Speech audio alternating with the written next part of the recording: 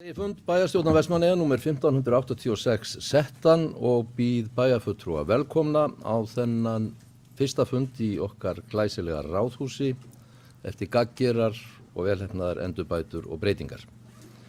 Njáll Ragnarsson hefur boðað forföll og í hans stað kemur Erlingur Guðbjörnsson sem ég býð velkominn á hans fyrsta bæjarstjórnarfund. Áður en við göngum til eiginlegrar dagskrár vil ég bera fram tillögu að taka inn með afbrigðum annan dagskrárlið 283. fundar fjölskyldu og tómstundaráðs. Í útsendri dagskrá var málið tilgreint aðeins til upplýsinga en óskað hafði verið eftir umræðu málið. Þeir bæjarfulltrúar sem samþykkja afbrigðin, gjöru svo vel, gefa merki. Það samþykkt samhljóða. Það eru 18 dagskrárliðir sem liggja fyrir þessum fundi og eru þessir. 1. Umræður samgöngumál, 2. Vatnsleiðsla til Vestmannaeyja, 3. Staða sýslumanns í Vestmannaeyjum, 4. Endurskoðun aðalskipulags Vestmannaeyja, 5. Erindisbréf til fulltrúa í ráðum samkvæmt bæjarmálasamþykkt, 6. Framkvæmda á hafnaráð Vestmannaeyja, fundur 277, 7. Fjölskyldu og tómstundaráð Vestmannaeyja, fundur 280, 8. Fjölskyldu og tómstundaráð Vestmannaeyja fundur 281, 9. Bæjaráð Vestmannaeyja fundur 3176, 10. Bæjaráð Vestmannaeyja fundur 3177, Umhverfis- og skipulagsráð Vestmannaeyja, 11. liður var það, fundur 369, 12. Fræðsluráð Vestmannaeyja fundur 362, 13. Framkvæmda á hafnaráð Vestmannaeyja fundur 278, 14. Fjölskyldu og tómstundaráð Vestmannaeyja fundur 282, 15. Umhverfis- og skipulagsráð Vestmannaeyja fundur 370, 16. Fræðsluráð Vestmannaeyja fundur 363, 17. Bæjaráð Vestmannaeyja fundur 3178 og 18. Fjölskyldu- og tómstundaráð Vestmannaeyja fundur 283. Og þá tökum við fyrir fyrsta dagskrármálið sem umræða samgöngumál. Íris Róbertsdóttir, bæjarstjóri, gjörðu svo vel.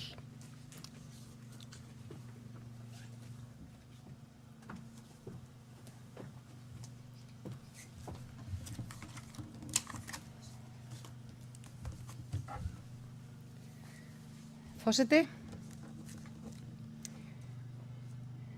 Samgöngumálin okkar, já, og það sem okkur kannski hugleikið í augnablikinu staðan á fluginu og þann 12. september síðastliðinn átti bæjaráð og undirrituð og framkvæmdastjóri stjórnsýslu og fjármálasviðs fund með innviðaráðherra og fulltrúum ráðuneytisins flugsamgöngur milli lands og eyja og töluverður tími liðinn frá því að umræðan ríkisstyrkt flug hófst. Og stóðu bæjaryfirvöld í Vestmannaeyjum í þeirri trú að Vegagerðin og innviðaráðuneytið væru að vinna að undirbúningi útboðs á ríkisstyrktu flugi. Það nefnilega síðan bara rétt fyrir COVID að þá virðist fara að draga mjög mikið úr þeirra sem að nýta flugið hjá okkur. Það verða breytingar á fluginu, það verða ekki ferðir fram og tilbaka og ýmislegt sem að það fækkar, laugardagsflugið fyrsta sem datt út nokkrum árum áður en svo ákveðið flugfélagið Ernir með nokkra daga fyrir var að hætta vegna þess að ekki væri hægt að vera með flugið á markaðslegum forsendum.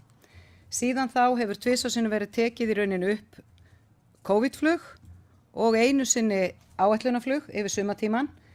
Þannig að flugið hefur ekki verið í góðum málum undanfarin 2 ár.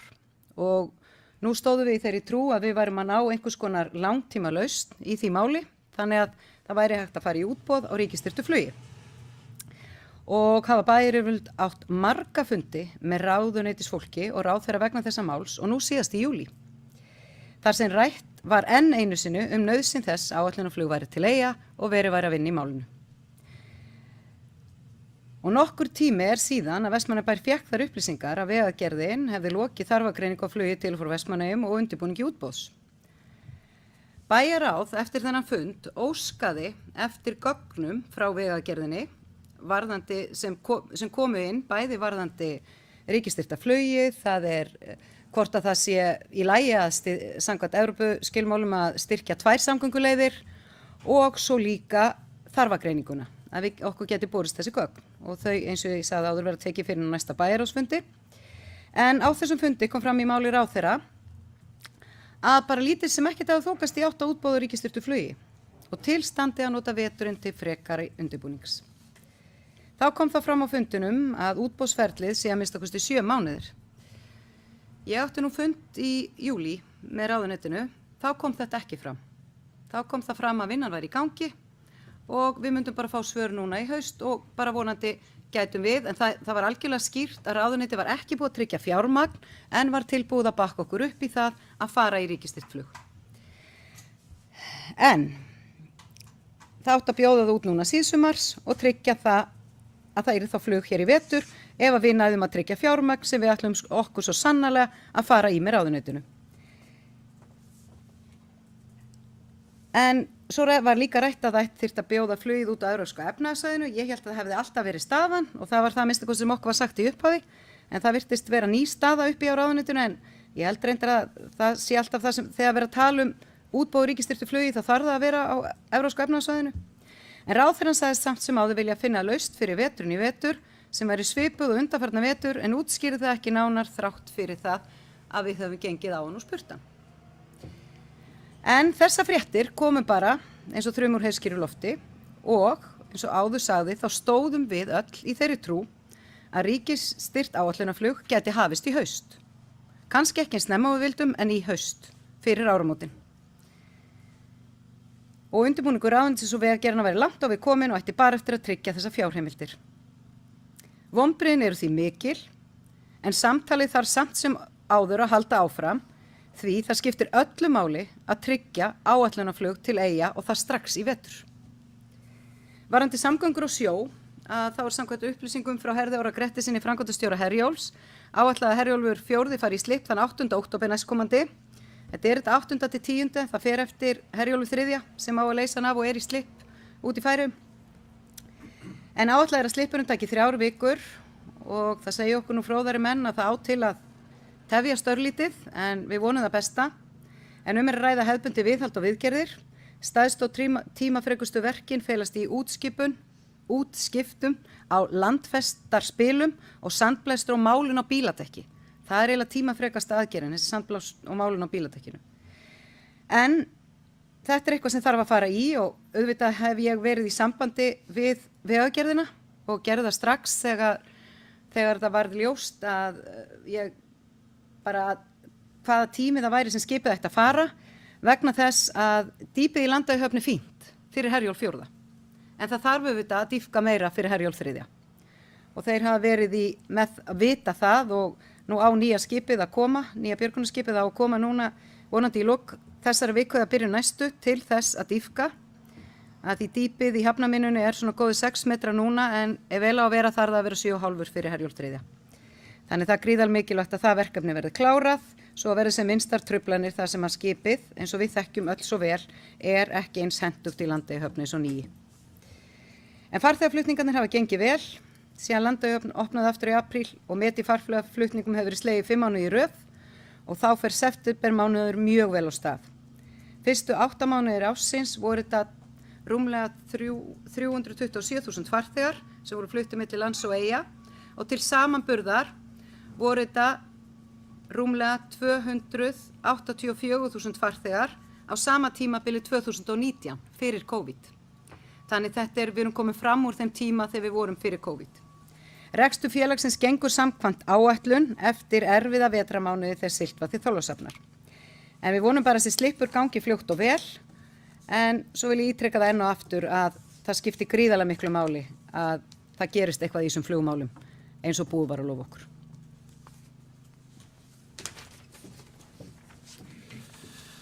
Takk fyrir þetta, bæjarstjóri. Þessu máli fylgir svofelld innbókun.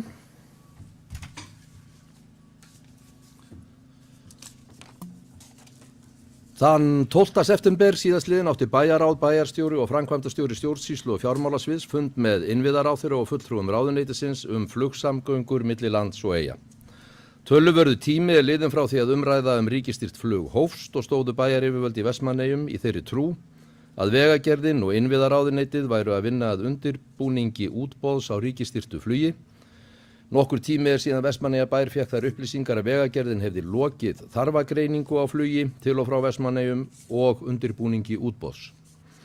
Fram kom í máli ráðherra á fundinum að lítið sem ekkert hafi þokast í átt að útboði á ríkisstyrktu flugi og tilstandi að nota veturinn til frekari undirbúnings.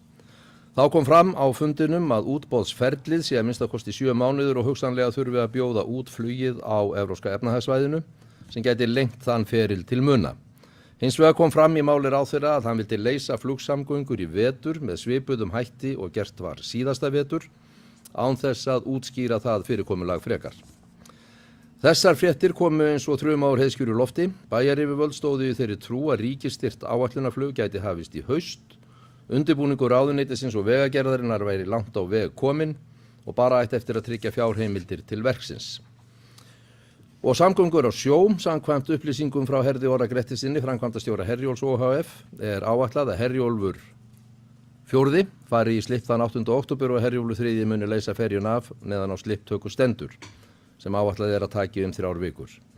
Er að ræða hefðbundi viðhald og viðgerðir og stærstu og tímafrekustu verkin felast í útskiptum á landfestarspilum og sandblæstri og málun á bíladekki.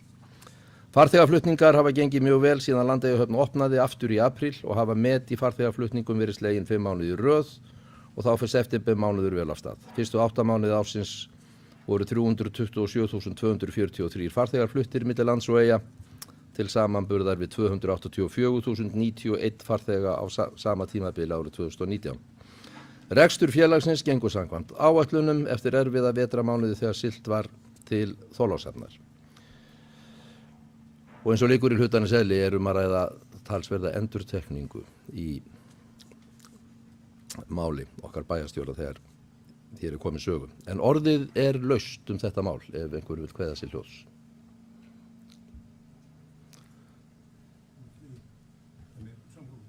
Já. Eyþór Harðarson, gjörðu svo vel.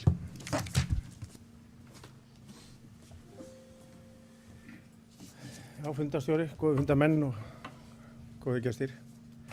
Eins og framkom í máli bæjarstjóra Írisar, þá er þetta gríðarleg vonbrigði að við skulum ekki vera að sjá planað flug hérna í vetur í ríkisstyrktu áætlunarflugi sem að við töldum að væru góða líkur til og nú kemur fram að það þurfi miklu lengri tíma til að undirbúa slíkt en auðvitað ef að fólk hefur áhuga eða embættismenn eða ráðherrar hafa áhuga á að leysa það þá tel ég að það sé hægt að leysa það í vetur þó svo að það fari ekki í gegnum þetta formfasta ferli sem að alltaf verið að nota í umræðinum EES samninga og slíkt. En það sem er mikilvægast í þessu er að við náum að samfæra fólk það að samgöngurnar yfir veturnar eru bara ekki nægar með skipinu, með Herjólfi. Landeyjahöfn er ekki að virka eins og okkur var lofað sem heilsárshöfn og það eru bara 3 til 4 mánuðir sem að þessi samgönguleið á sjó er ekki eins og var talað og þess vegna er gríðarlega mikilvægt að við fáum 2 flug á dag, virka daga, því öðruvísi verður þessi leið ekki notuð að setja 1 og 1 flug á einhvern dag í vikunni, þannig að verði 2-3 flug í viku. Þetta nýtist í rauninni sárafáum og verður í rauninni aldrei leið til þess að fólk hafi það í huga að flugi sé einhver samgönguleið fyrir okkur. Þannig að ég bara vona að við náum með einhverjum hætti að sannfæra ráðamenn og með einum eða öðrum hætti að gera það veruleika að við náum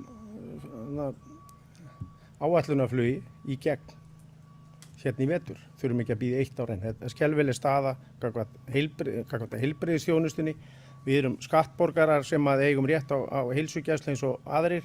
Við þurfum að fara suður og meðan við þurfum að nota Herjólf, þennan Herjólf með þessari aðstöðu sem að hann býður upp á fyrir fólk og eldra fólk og ekki hvað að þetta er ekki boðlegt í rauninni að okkar mati frá nóvember til mars. Það er talað janúar, febrúar og mars í einhvern skýrslum en ég segi bara nóvember er komin inn í þetta er bara í mínum huga er tímabili 5 mánuðir frá byrjun nóvember til enda mars sem að við þurfum að berjast fyrir því að fá ríkisstyrkt flug en ég er fullviss það að þegar að það verður búið að komast í gegn, þá munu aðilar sjá það að sennilega þetta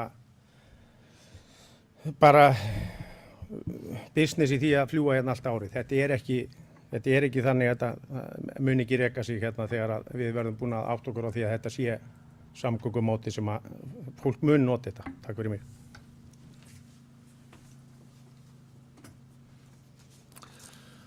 Takk fyrir þetta. Eyþór Harðarson, fleiri sem vilja kveða, verið svo vel. Hildur Sólveig Sigurðardóttir.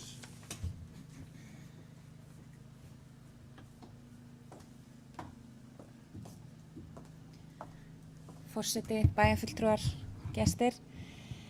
Já, flugsamgöngur og ég tek undir það sem hér hefur komið fram í pontu bæjarstjórnar. Þetta eru auðvitað gríðarleg vonbrigði. Ég sat einmitt í bæjarráði og átti fundi með bæjarráði og samgönguráðherra þar sem að því virtist vera bæði hjá embættismönnum og ráðherra mikill skilningur á þessari stöðu og virtist vera mikill vilji gegn því að fara þessa leið. Og ítrekka tekin einmitt þessi tímarammi 7 til 8 mánuðir, það var alltaf tímarammin sem var talað og svona með því fororðið að þetta ætti þannig að geta gerst núna í haust. Og bara svona með leyfi forseta þá ef við vitna í bara bókun bæjarstjórnar frá því janúar fyrir á þessu ári að þá bókum við staðan í flugsamgöngum er enn óásættanleg. Í þeirri vinnu sem unnið er að í vegagerðinni varðandi útboð og ríkisstyrktu flugi til Vestmannaeyja leggur bæjarstjórn áherslu á að flogið verði að morgni og seinnipart dags alla daga vikunar til að flugsamgöngur nýtist íbúum sem best. Ég bara myndi svona vilja heyra hvað er eiga þessir embættismenn og hvað eiga þeir sér til varnar, hvað hafa þeir svarað bæjarstjóra að hafi tafið þessa vinnu sem átti að okkur allir þeir mánuði sem við kváðum yfir á þeim tíma að myndi taka 7 til 8 mánuði í janúar á þessu ári eru núna að taka 1,5 ár. Þannig að ég myndi alveg þykja hvernig þau ætla að verja þennan tímaramma. Ég fagna því að það eigi að koma til einhvers konar eitthvað millibils ástand sem að því að í rauninni ljósi þeirra umræðu sem átti sér stað á þeim tíma virtist vera alveg tosað úr römmunum á samgönguráðuneytinu á þeim tíma og einungis fáanlegt út af COVID og einungis hægt að réttlæta út af heimsfaraldri. Þannig að mér finnst svolítið skrítið að núna sé allt í einu hægt að réttlæta þetta og ég segi eins og Eyþór við komum inn á og bæjarstjóri líka að það eru auðvitað til þess að þetta nýtist okkur, þá er bara ekkert nóg að hafa 1 til 2 ferðir í viku. Við verðum að hafa flug 2 dag til þess að þetta sé raunveruleg samgöngubót. Ég bara tek undir þau vonbrigði sem eru hér og bara hvet áfram bæjarstjóra og bæjarstjórn til dáða að funda með sínu fólki og pressa á hversu aðkallandi þetta mál er fyrir samfélagið. Takk. Takk fyrir þetta, Hildur Sólveig Sigurðardóttir. Íris Róbersdóttir, vildur þú?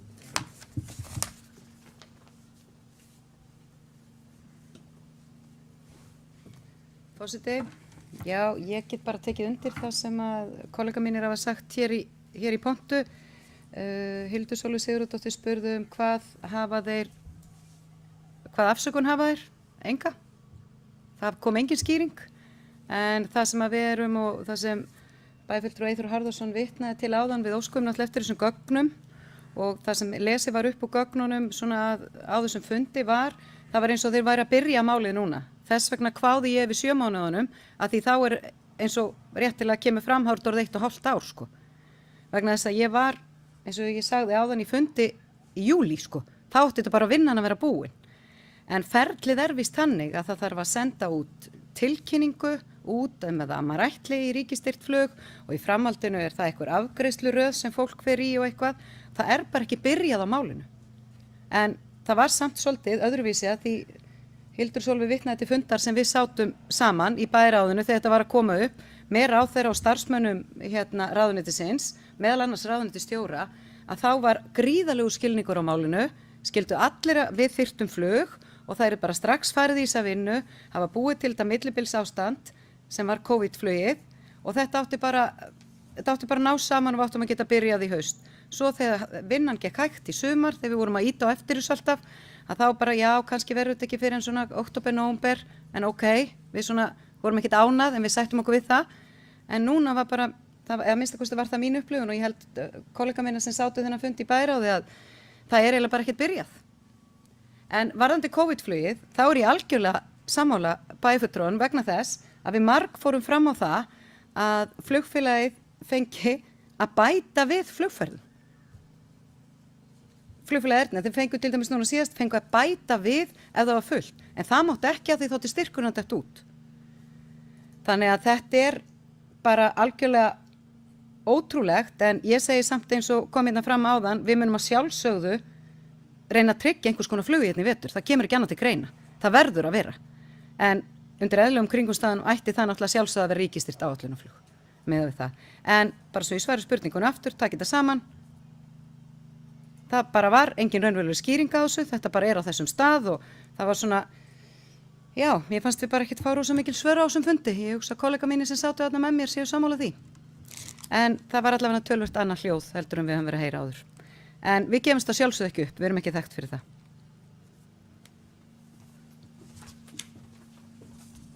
Takk fyrir þetta, Íris Róbertsdóttir, og ef ekki fleiri kveða sér hljóðs þetta mál, þá legg ég fram hér svofellda bókun. Bæjarstjórn Vestmannaeyja harmar að enn liggi ekki fyrir neinar ákvarðanir innviðaráðuneytisins útfærslu á ríkisstyrktu flugi til Vestmannaeyja eins og fyrirheit höfðu verið gefin Á fundi bæjarráðs með ráðherra og starfsfólki innviðaráðuneytisins 12. september síðastliðinn kom fram vilji ráðherra til að stuðla að lágmarksflugi í vetur en engin útfærsla á því hvernig því yrði háttað. Þetta eru mikil vonbrigði því að bæjaryfirvöldum hefur margsinnis verið sagt að undirbúningur fyrir útboð á ríkisstyrktu flugi væri á lokastigi hjá vegagerðinni og gæti farið fram nú í haust. Sömuleiðis hefur ráðherrann í samtölum og á fundum ítrekað vilja sinn til að stuðla að áætlunarflugi til Vestmannaeyja með aðkomu ríkisins. Bæjarstjórn skorar á innviðaráðherra að efna nú þegar áður gefin fyrirheit í þessum efnum þannig að áætlunarflug komist á milli lands og eyja strax í vetur. Einhver sem vil tjá sig þessa bókun? Ef ekki, þá látum við þetta sitja hér og tökum fyrir annað mál á dagskrá. Vatnsleiðsla til Vestmannaeyja. Íris Róbertsdóttir, gjörðu svo vel, bæjarstjóri.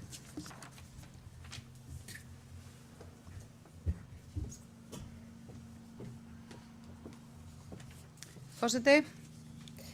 Já, bæjarráð tók fyrir á fundi sínum núna miðjan ágúst bréf innviðaráðuneytisins sem dagsett var miðjan júlí varðandi viðbrögð við ósk að það kæmi ríkisstyrkur eða kæmi ríkisframlag inn í þá framkvæmd sem að leggja hérna nýja vatnsleiðslu. Eins og við vitum öll hér inni og bara örugglega flestir þá aðeins ein vatnsleiðsla til eyja í augnablikinu og það gríðarlega mikilvægt og öryggismál að það sé lögð ný leiðsla. Það var búið að vera góður andi á fundunum eins og það virðist nú vera að ganga að það sé góður andi á þessum fundum og mikill skilningur. Það var töluverð vinna hjá starfsmönnum Vestmannaeyjabæjar í allavega útreikningum, skilum á gögnum, sambandi og var farið í gegnum mikið meðal annars upphaflegu gögnin, kaupsamningin á leiðsluna því sveitafélagið á vatnsleiðsluna hérna yfir, það kom til 2008-2009 þegar var farið í framkvæmdina að því ríkið vildi ekki styrkja fyrirtæki, bara sveitafélagið og þannig það er okkar borði að endurnýja hana. En staðan er einfaldlega þannig að það er 3 sinnum dýrara að leggja leiðslu í sjó og heldur en að leggja leiðslu á landi. Við teljum því að það sé ekki óeðlileg krafa að ríkið komi að þessari framkvæmd hér og það var erindið sem að við áttum við innviðaráðuneytið og líka að spurja út í það hvort að ráðuneyti geti ekki lagt frumvarp þess efnis að framkvæmdir við vatnsveitur sem eru á hendum sveitafélaga í langflestum tilvikum, að minnsta kosti félaga í meirihluta eigu sveitafélaga, að þær bæru ekki vask.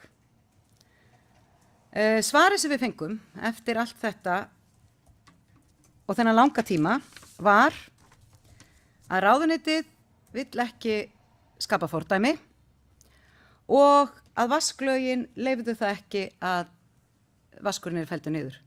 Við vorum ekki að spurja um vasklögin, við vorum búin að lesa þau. Við vorum að óska eftir því að það yrðu gerðar breytingar til þess að ríkið væri ekki að skattleggja þessa innviðaframkvæmdir. En það sem að mér þótti öllu furðulegra í svari ráðuneytisins er að ráðuneyti telur sig ekki geta skapað þetta fordæmi. Og þá stöldruðum við í bæjarráðinu fordæmi. Ráðuneyti skilgreindi sjálft árið 2008 Vestmannaeyjar og sérstöðu Vestmannaeyja bæði vegna gríðarlegs kostnað sem vatnsveitan geti ekki borið og að það væri eðlilegt að ríkið geti komið að þessari framkvæmd út af því að hún væri miklu, miklu dýrari heldur en aðrar. Ríkið skilgreindi sérstöðu Vestmannaeyja og þar af leiðandi var það ekki að skapa fordæmi ef eitthvað er út fyrir eðlilega bóks. En samt sem áður halda þeir fram að þeir vil ekki skapa fordæmi. Þeir eru náttúrulega búnir að styrkja sveitafélagið einu sinni, þannig að það að styrkja Vestmannaeyjar, það fordæmi er komið. Skilgreiningin á sérstöðunni skapar það að það er engin önnur. Það er engin annar sem býr við nákvæmlega sömu aðstöðu og við með svona gríðarlega dýra framkvæmd. Það er ástæðan fyrir því að þetta skapar ekki fordæmi fyrir aðra eða önnur verkefni. Og við höfum ítrekkað óskað eftir öðrum fundi með ráðuneytinu til þess að fá nánari skýringar á þessu svarbréfi sem okkur finnst ekki vera svar við því sem við vorum að spyrjum. Við ræddum það meðal annars á fundi með þingmönnunum og þar fengum við mikinn skilning á þessu öllu saman og við bara hlökkum til að fá þann stuðning þegar við sækjum á ráðuneytið hjá okkar þingmönnum. Að því það er algjörlega ljóst að það er mjög auðvelt ef að vilji er fyrir hendi hjá ráðamönnum að koma að með styrki í þessa framkvæmd, fordæmið er komið og ráðuneytið skilgreindi sjálft sérstöðuna.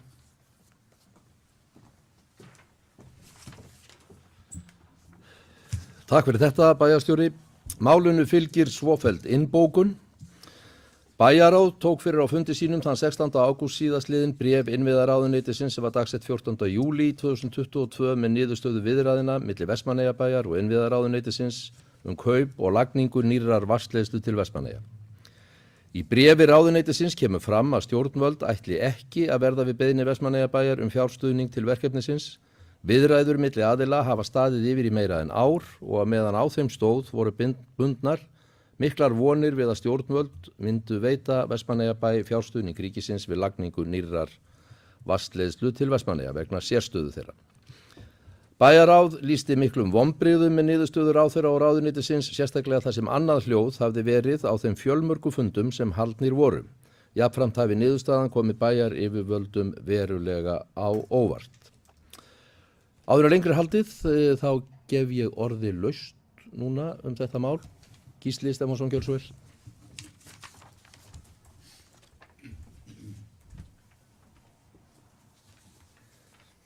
Já, bæjarstjóri, bæjarfulltrúar.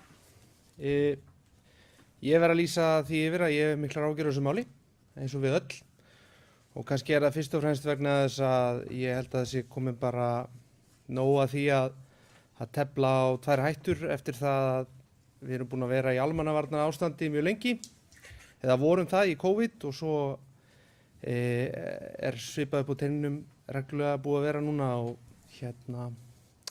Reykjanesinu í tengslum við eldgos og jarðskjálfta og nú síðast í Grímsey. Og það er alveg ljóst ef að leiðslan fer, vatnsleiðslan, þá verður hér almannavarnar ástand og gefum okkur það að það gerist bara snemma að vetri til. Þá er ekki hlaupið til að laga það og það er eitthvað sem að myndi þýða það að við værum sennilega vatnslaus hér í fleiri mánuði. Það er ekki, eins og ég segi, ekki hlaupið til að laga það, hvort sem það er kafað eða skipt leiðslu að vetri til. Þannig, og eins með þetta sem að kemur fram með fordæmi, ég man nú bara eftir þessu hérna á sín tíma þegar var lögð leiðsla síðast, fylgdist með því og þar bara eins og bæjarstjóri kom inn á klálega fordæmi fyrir stuðningi ríkisins og auðvitað hérna það ekkert í lagi að við verðum, mér finnst við bara að keyra það og minna á það og leið það bara hérna held ég að fordæmið breytist ekki þó þessi skiptum nafna á ráðuneytinu. Hvernig sem það kann að hljóma. Já, takk fyrir það. Takk fyrir þetta, Gísli Stefánsson. Hafa fleiri áhuga á að tjá sig málið? Ef ekki, þá Eyþór Harðarson, gjörðu svo vel.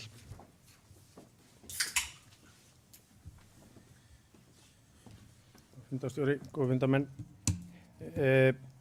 Það sem að eiginlega mestu áhyggjur mínar varðandi vatnsleiðsluna er þetta ástand sem skapast ef að hún brestur, sem að hún gerir líklega eins og allar aðra vatnsleiðslur hérna á milli ykkur tíman eftir 20, 30, 40 ár og að við skulum þurfa að vera í einhverju peksi með það við yfirvöld það hve mikilvægt það er að önnur lögn verði lögð í rauninni ótrúlegt því að við þurfum einhvern veginn að sýna bara fram á það þá hvað kostar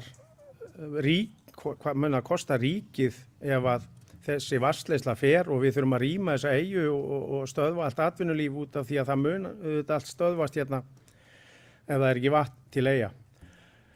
HS Veitur eigandi af vatnsveitunni sem síðan að bæjarveitur voru seldar og það í rauninni með ólíkindum að þeir séu í rauninni stikkfrí í þessari umræðu og séu svona einhvers staðar á milli og yfti bara öxlum og segi bara já ef það kom einhvers staðar peningar þá getum við gert þetta og séu einhvern veginn ekkert með ábyrgð á málinu.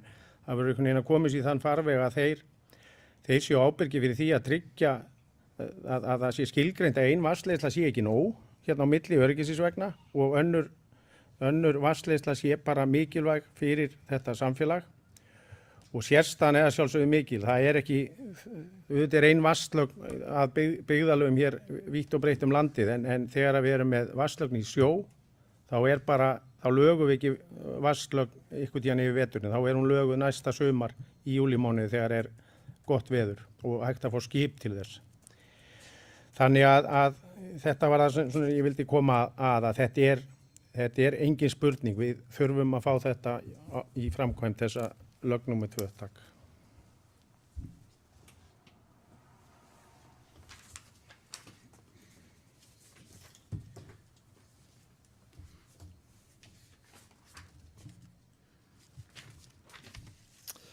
Takk fyrir þetta, Eyþór, og ef ekki fleiri hyggjast hjá sig þá ætla ég að leggja fram hér eftirfarandi bókun. Bæjarstjórn tekur undir með bæjaráði og lýsir miklum vonbrigðum með niðurstöðu ráðherra og ráðuneytisins varðandi ósk Vestmannaeyjabæjar þátttöku í lagningu nýrrar vatnsleiðslu neðansjávar.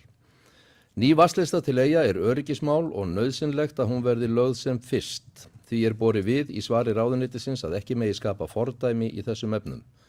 Það undarlegt í ljósi þess að ráðuneytið sjálft skilgreindi sérstöðu Vestmannaeyja árið 2008 skal það vera, vegna mikils kostnaðar þar sem neðansjávarleiðslu væri að ræða. Þannig skapar það ekki nýtt fordæmi að styðja við nýja leiðslu til Eyja nú, þar sem það var gert árið 2008 í ljósi fyrrgreindrar sérstöðu og þannig heldur ekki fordæmi fyrir önnur verkefni. Bæjaráð hefur fundað með þingmönnum Suðurkjördæmis og sýna þeir málinu stuðning og skilning sem vonandi kemur í ljós þegar á reynir. Þessi bókun liggur fyrir, vill einhver tjá sig hana sérstaklega, ef ekki þá skoðast hún samþykkt. Þá tökum við fyrir 3. dagskrármálið, staða sýslumanns í Vestmannaeyjum. Íris Róbertsdóttir bæjarstjóri, gjörðu svo vel.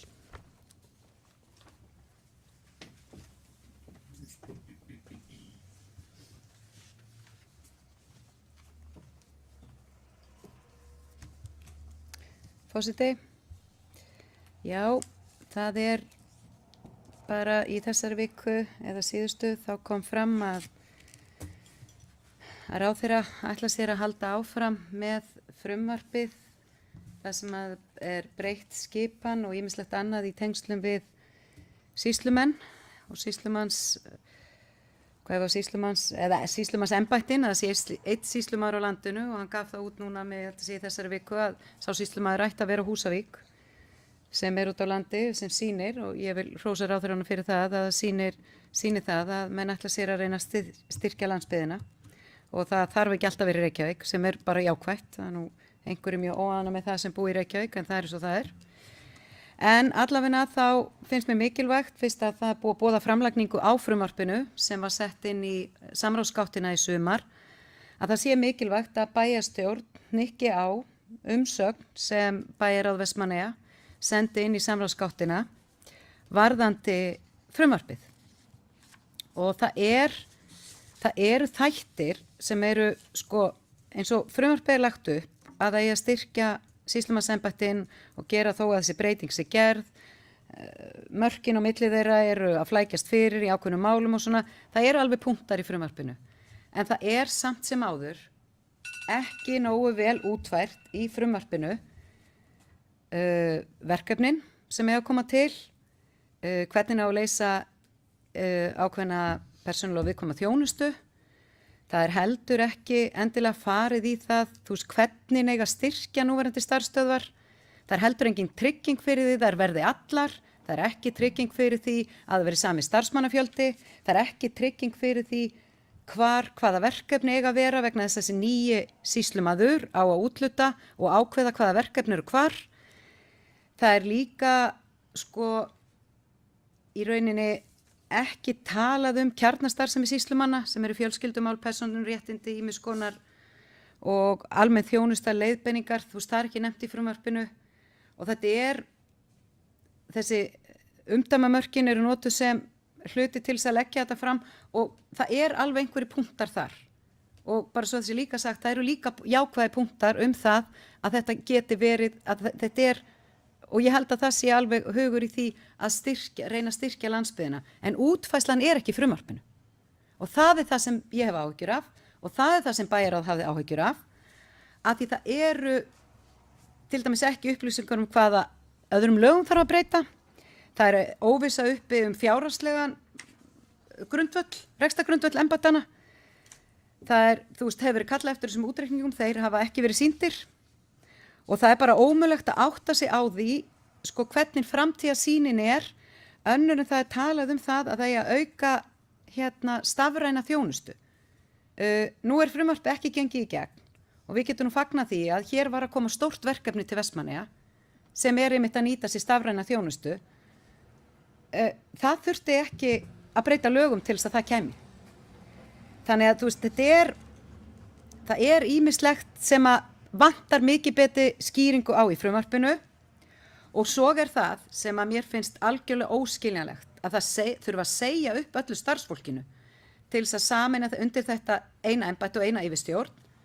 En það eru til lög réttarstöðu starfsmanna við aðilaskipti sem að ráðherra hefði klárlega geta nýtt sér þarna inn og þá halda starfsmenn öllum sínum réttindum. Við fórum í þetta þegar breytingarnar voru með hraunbúðir, að við áttum að segja upp öllu starfsfólkinu sem þýtt það að þeir hefðu tapað ákveðnum réttindum. Og mér finnst gríðarlega mikilvægt að sú breyting yrði minnstakosti gerð ef þetta frumvarp fer fram, að starfsfólki og réttindi þeirra verði tryggð. Það líka það sem við höfum áhyggjur af, að það risastórt mál fyrir landsbyggðina, varðandi fyrirsjáanlega fækkun sem gæti orðið á lögfræðingum. Og ef maður skoðar umsagnirnar inni, ég vona allir bæjarfulltrúar séu búin að lesa þær, það eru 32, þá verður nú að segjast eins og að það nú ekki mikið klappa fyrir þessu frumvarpi. En það eru allir tilbúnir að skoða þetta. Mér finnst það vera í öllum umsögnunum, fólk finnst bara, við skulum aðeins bíða með framlagningu frumvarpsins, skoða framtíðarsýnina, vinna ákveðna greina frumvarpsins betur, meðal annars 3. greinina, og þá eðlilegt að taka þetta samtal. Og það bara, og svo eins og með dómþingið sem hérna í Vestmannaeyjum og svo mikilvægt, að það heldur ekki talað hvar þau eigi að vera staðsett eða nýtt. Þetta eiginlega sama frumvarp og margbúið að leggja fram. og það þarf að skýra tölvert marga greinar í því miklu betur. En svona í samandregnu máli þá eru áform góð að bæta þjónustu og bæta sýslumannsembættin og styrkja starfsstöðvarnar á landsbyggðinni, það er jákvætt. Og það geta alveg falist tækifæri í þessu fyrir landsbyggðina. En það er eiginlega ekki byrjað á réttum stað.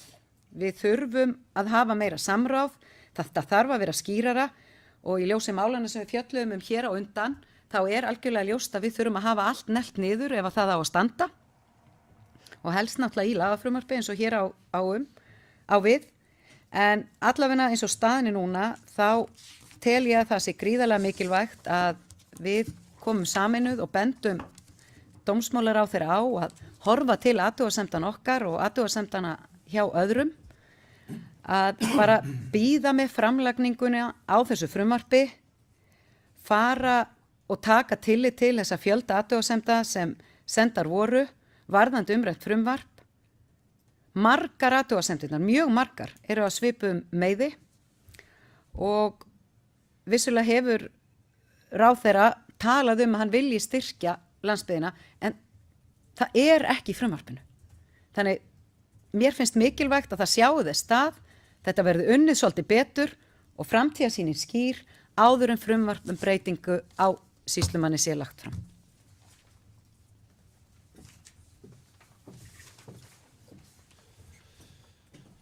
Takk fyrir þetta, Íris Róbertsdóttir. Þessu máli fylgir svohljóðandi innbókun. Dómsmálaráðherra hefur boðað framlagningu á frumvarpi til laga sýslumenn.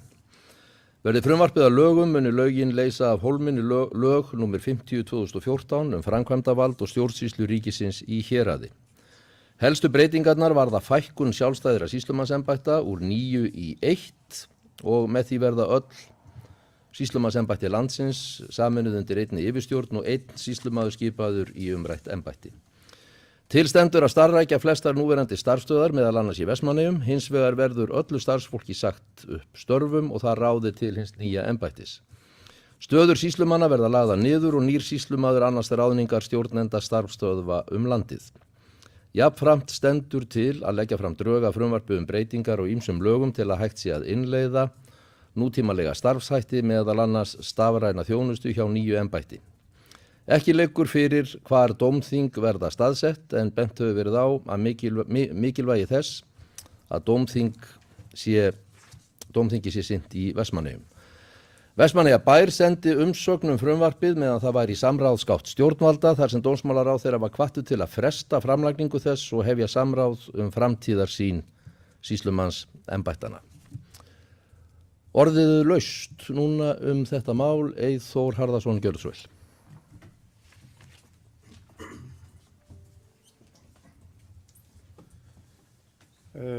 Fundarstjóri, góði fundarmenn. Ég er einn af þeim sem að sjá ljósið í þessu frumvarpi. Ég tók ekki undir málið í bæjarráði með meirihlutanum með umsögninni því að ég sé þetta frumvarp sem tækifæri fyrir Vestmannaeyjar sem og marga aðra staði út á landinu. Nú árið 2022 þá er bara gamla sýslumannskerfi sem að við vorum að verja og berjast fyrir hér áður fyrr. Þegar við vorum að berjast fyrir því að hafa bara sýslumann í Vestmannaeyjum. Það var eðlileg barátta því að það eru 9 sýslumannsembætti á landinu og það voru uppi áformum að fækka 1 eða 2 og jafnvel fækka í Eyjum og taka þau upp á Suðurland og við vorum að berjast fyrir því að hafa það að missa það ekki og missa störf úr bænum. Eðlilega, haturinn barátta sem átti sér stað. En þetta frumvarp gengur út á það að nútímavæða þetta sýslumannsembætti á landinu úr 9 sýslumannsembættum í 1 en það verða áfram starfsstöðvar á þessum stöðum út á landinu allt land áfram og verkefnin færð út á land og jafnvel auðveldara að sér þjálfa starfsstöðvarnar í ákveðnum verkefnum því að með þessu að fara hérna áður vorum við með 9 embætti með 9 í rauninni lokuðum hringjum 9 girðingar sem að var utan hvert embætti og hvert embætti þurfti að sjá allt eða mest allt í sínu umdæmi. Með þessu þá er bara búið að taka upp allar þessar girðingar og það er 1 sýslumannsembætti fyrir allt landið, það er 1 yfirstjórn og hægt að skipuleggja þetta með miklu hagkvæmari hætti bæði fyrir ríkið og þá þetta með þessum tillögum að færa verkefnin út á land, því að það skiptir auðvitað engu máli hvort að flest verkefni, hvort þau eru unnin í Reykjavík, Vestmannaeyjum eða Húsavík eða hvar sem er landið þar sem embættin eru staðsett. Og með þessu frumvarpi þá það sett í lög að það sé sýslumannsembætti og sýslumaður í héraði eins og vinnuheitið orðað, að það verður náttúrulega yfirmaður hérna í Vestmannaeyjum eins og hefur alltaf verið, en hann er ekki beint sýslumaður yfir Íslandi, hann er allavega yfirmaður yfir sýslumannsembættin í Vestmannaeyjum. Og ég sé ekki akkur menn sjá ekki tækifærin í þessu, þó það sé ekki allt útfært, allt orðrétt útskýrt í frumvarpinu, þá hugmyndin í mínum huga sterk fyrir Vestmannaeyjar og við ættum að vinna með henni frekar en á móti. Og talandi það að verði að segja einhverju fólki upp og ráða aftur, ég held að sé nú einfaldara í þessu tilviki þegar við erum að tala ríkisstarfsmenn, að það sé einfaldara heldur en þegar það var kannski verið að velta þessu upp hérna með starfsfólki á hraunbúðum. En það fullyrt af þeim sem að ég leitaði upplýsinga að fólki sem að þetta ekki ógn við starfsfólkið í Vestmannaeyjum sem í núverandi störfum, þetta mun ekki vera ógn við það fólk. Og það sem að líka gott í þessu frumvarpi það kemur ekki ykkur ráðherra og ákveður ef að þetta, við erum að ræða þetta frumvarp sem nú ekki orðið að lögum, þá nú eftir að klára það. Þannig að við erum að tala hvort við höfum trú á þessu frumvarpi og hvernig það verður ef að það kemst í gegn og verður raunveruleika þetta frumvarp og við förum að vinna eftir því, þá þetta orðið fest í sessi þetta embætti í Vestmannaeyjum. Þá kemur ekki eitt dómsmálaráðherra og ákveður að fækka embætti og þá þarf það að fara í gegnum Alþingi. Það er ekki eitt ráðherra sem getur ákveðið að flytja embætti frá Vestmannaeyjum og sameina ykkur öðru. Ég sé bara möguleikan á því að menn fjölgi störfum í Vestmannaeyjum, það verði flutt verkefninga, við erum með húsnæði sem að ríkið á og það mun sannarlega sjá tækifærin í því að nýta þetta húsnæði undir fleiri sem starfsstöðvar og hérna, já, þannig að það sem að ég vildi bara koma hérna fram að þó að meiri hlutin hafi tekið undir eða skrifað frumvarp eða skrifað umsögn þetta frumvarp sem að var í rauninni bara þannig að mönnum litist ekki á það, þá ég á öndverðu með þar og ég hef trú á þessu frumvarpi fyrir bæði Vestmannaeyjar og ríkisreksturinn líka í þessu stafræna umhverfi sem við erum komin í. Takk fyrir. Takk fyrir þetta, Eyþór Harðarson. Ég vildi með leyfi varaforseta leggja aðeins orð í belg í þessu máli. Ég hef átt þess kost að fylgjast með vegferð þessa frumvarps og undanfara þess í tíð 4 dómsmálaráðherra á 5 árum.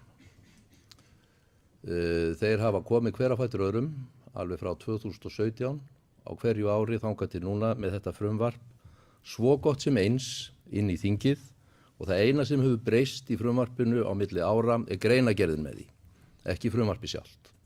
Inntakið hefur alltaf verið það sama, að auka miðstýringu, færa þetta allt undir einn hatt sem síðan dómsmálaráðuneytið á auðveldara með að höndla með.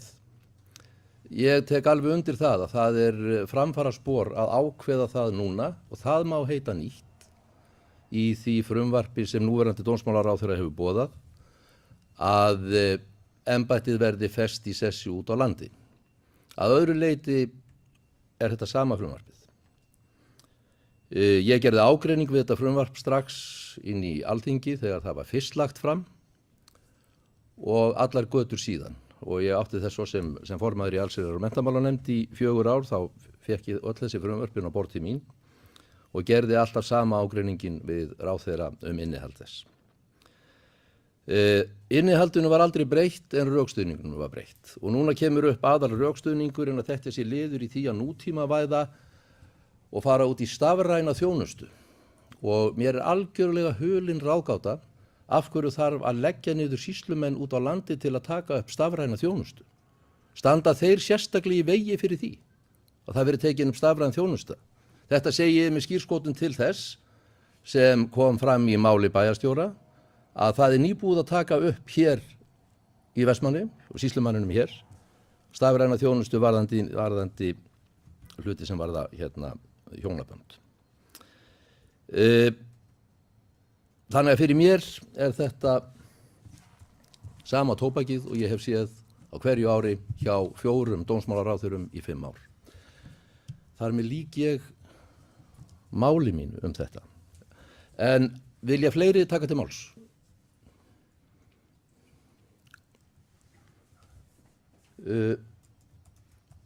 Hildur Sólveig Sigurðardóttir, gjörðu svo vel.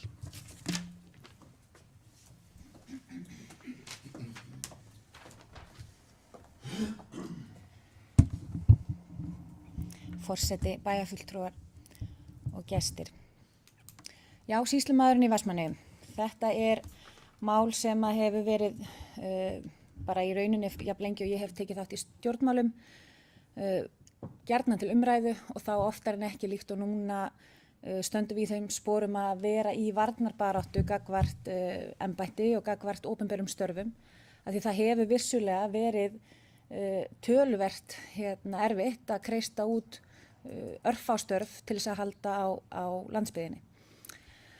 Það var á síðasta kjörtímabili var gerð hörð atlaga að því að taka sýslumanninn í Vestmannaeyjum einan út fyrir sviga þegar að fráfarandi sýslumaður hætti og leggja embættið undir sýslumanninn á Suðurlandi. Og það fór fram mikil og hörð barátta fyrir embættinu og sjálfstæði einingarinnar hér í Vestmannaeyjum og hún gekk eftir. Og við fengum við þá breytingu mjög öfluga forystu í embættið sem að sótti til sín fjölmörg verkefni og tryggði enn frekar starfsgrundvöll embættisins til framtíðar. Að því líkt og hefur komið fram í ræðum hér í bæjarstjórn og kemur svo sem líka fram með mitt eins í fjölmörgum af þessum athugasemdum og umsóknum að þá eru það auðvitað verkefnin sem að skipta og eru starfsgrundvöll fyrir hverri stöð því að annars við verðum að hafa verkefni fyrir starfsmennina sem eru til staðar. Og núverandi sýslumaður í Vestmannaeyjum hefur sótt þau dyggilega og hefur bætt við sig starfsmönnum sem mjög gott og ég tel að það séu klárlega tækifæri í fleiri verkefnum tengdum einmitt þeirri sérhæfingu sem að búið að byggja upp hérna í Vestmannaeyjum sem þá til dæmis tengt fjölskyldumálum. Nú hefur til dæmis stofnun eins og innheimtustofnun sveitarfélaga komið mikið í fjölmiðla á síðasta ári sérstaklega í kjölfarið ákveðnum svona fjármálavendingum þar inni og þar til dæmis innheimta meðlaga sem að væri eitthvað sem að ég teldi að væri eitthvað sem að myndi harmonera vel við þá starfsemi sem að og sérhæfingu sem að sýslumaðurinn í Vestmannaeyjum hefur aflað sér. Líkt og kom fram í máli bæjarstjóra þá voru margar athugasemdir og margar umsagnir við frumvarpi, margar góðar líkt og bæjarstjóri benti á og það auðvitað kosturinn og jákvæðin við þessa samráðsgátt stjórnvalda að hafa þennan möguleika að þarna geti og hafi aðilar ventil til að koma með sínar athugasemdir og aðvaranir og benda á hvað mætti gera betur og hægt sé að taka tillit til þeirra við framgang málana. Ég hjá til dæmis sérstaklega eftir því sem ég var mjög gott eins og bæjarstjórnin í Árborg að þeir bara þarna formlega buðu sitt sveitafélag fram sem hugsanlega starfsstöð fyrir sýslumanninn og mér fannst það skemmtilegt en eins og búið að koma fram að þá var starfsstöðinni falin staður á Húsavík sýslumannsins. Já, ég persónulega er engin endilega hvatamaður þessa frumvarps. Ég er ofboðslega ánægð með þá stöðu sem að sýslumaðurinn í Vestmannaeyjum er í, en við verðum samt alveg sama hver breytingin af þessu frumvarpi eða hvað gerist við þetta frumvarp, við munum alltaf þurfa að vera í varnarbaráttu gagnvart opinberum störfum í Vestmannaeyjum. Og við verðum bara að halda þeirri baráttu dyggilega áfram. Ég er hér með drög að bókun sem ég ætla að leggja fram og hún er svo hljóðandi með leyfi forseta. Bæjarfulltrúar Sjálfstæðisflokksins börðust hart í byrjun síðasta kjörtímabils fyrir sjálfstæði embættisins í Vestmannaeyjum en til stóð að sýslumaðurinn á Suðurlandi yrði settur yfir embættið í Eyjum. Sú barátta skilaði árangri og var blessunlega horfið frá þeim áformum. Í dag er embættið sjálfstæð eining með öfluga forystu sem hefur sótt ný verkefni og styrt sérstöðu starfsmanna og stofnunarinnar í Eyjum og eflt starfsgrundvöll hennar til framtíðar. Fyrirætlanir dómsmálaráðuneytisins snúa þessu sinni að landlægum breytingum á öllum embættum sýslumanna, en mikilvægt að starfsstöð sýslumanns verði fest í sessi í Vestmannaeyjum eins og kemur fram í frumvarpinu og þau opinberu störf sem hér hafa byggst upp tryggð og fjölga til framtíðar með frekari fjölgun verkefna. Bókun lýkur. Takk fyrir. Takk fyrir þetta, Hildur Sólveig Sigurðardóttir, Helga Jóhanna Harðardóttir, gjörðu svo vel.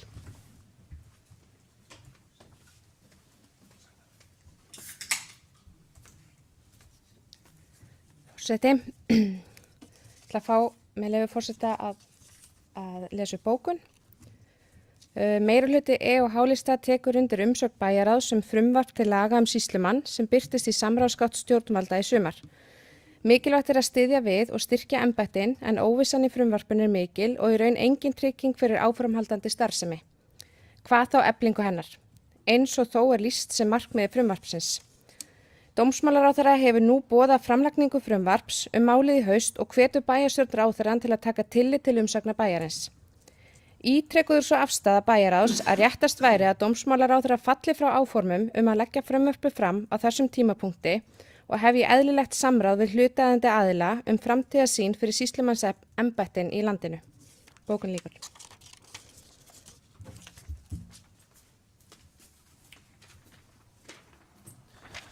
Takk fyrir þetta, Helga Jóhanna Harðardóttir. Þar með umræða þetta mál tæmd og við tökum fyrir 4. mál á dagskrá fundarins sem endurskoðun aðalskipulags Vestmannaeyja. Samkvæmt 35.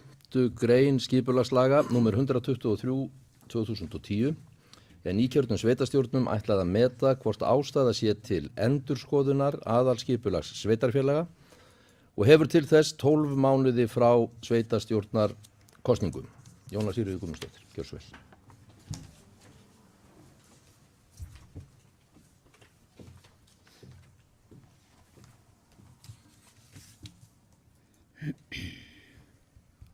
Forseti,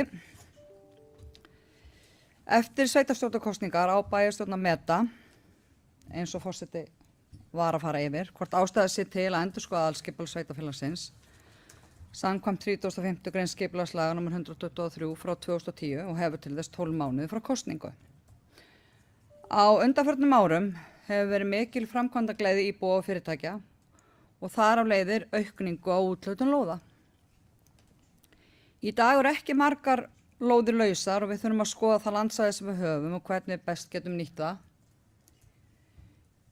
Okkur íbúum í Vestmannaeyjum fjölgar frá ári til árs og það helst barnafjölskyldum sem bara mjög jákvætt. Við þurfum að gera ráð fyrir og viljum sjá þá þróun áfram og til þess að mæta þessari þróun þurfum við að huga að okkar innviðum og hvað við þurfum að laga til að bæta þessa þróun og mæta henni. Við vitum að mikil þörf á flestum tegundum lóða en einnig þarf að gera ráð fyrir nýjum leikskóla. Staðið hefur til að fara í deiluskipulagssvæði IB5 við Malavöll og Löngulá og var lagt til þess fjármagn í síðustu fjárhagsáætlun. Hópur hefur verið skipaður í þá vinnu og sitjum við í honum ég og Margrét Rós Ingólfsdóttir, bæjarfulltrúi, ásamt starfsmönnum umhverfis og framkvæmdasviðs. En við erum að byrjunast í þessari vinnu og hlakka ég bara mikið til. Aðalskipulagið okkar var samþykkt árið 2018 og því ekki gamalt, en það breytir því ekki að margt hefur breyst á þessum tíma og mikilvægt fyrir okkur að bregðast hratt við. Ég með tillögu sem ég vil fá að bera upp með leyfi forseta. Umhverfis- og skipulagsráði ásamt starfsfólki umhverfis og framkvæmdasviðs falið að endurskoða aðalskipulagið samkvæmt 35. grein skipulagslaga nr. 123/2010 og leggja fyrir bæjarstjórn. Í þeirri endurskoðun leggur meirihluti og H-lista til að sérstaklega skuli horft til svæðis í B5 við Malavöll og Löngulá. Skipulagsmörkum verði breytt til að fá betri nýtingu á svæðinu, að byggingamagn verði aukið og að koma skuli fyrir 8 til 10 deilda leikskóla. Jafnframt leggur meirihluti til að við vinnuna verði grænt svæði láti halda sér. Tillögu lýkur.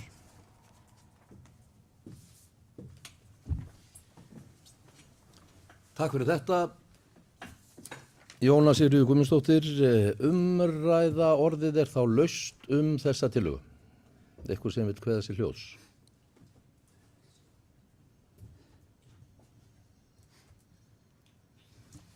Margrét Rós Ingólfsdóttir, gjörðu svo vel.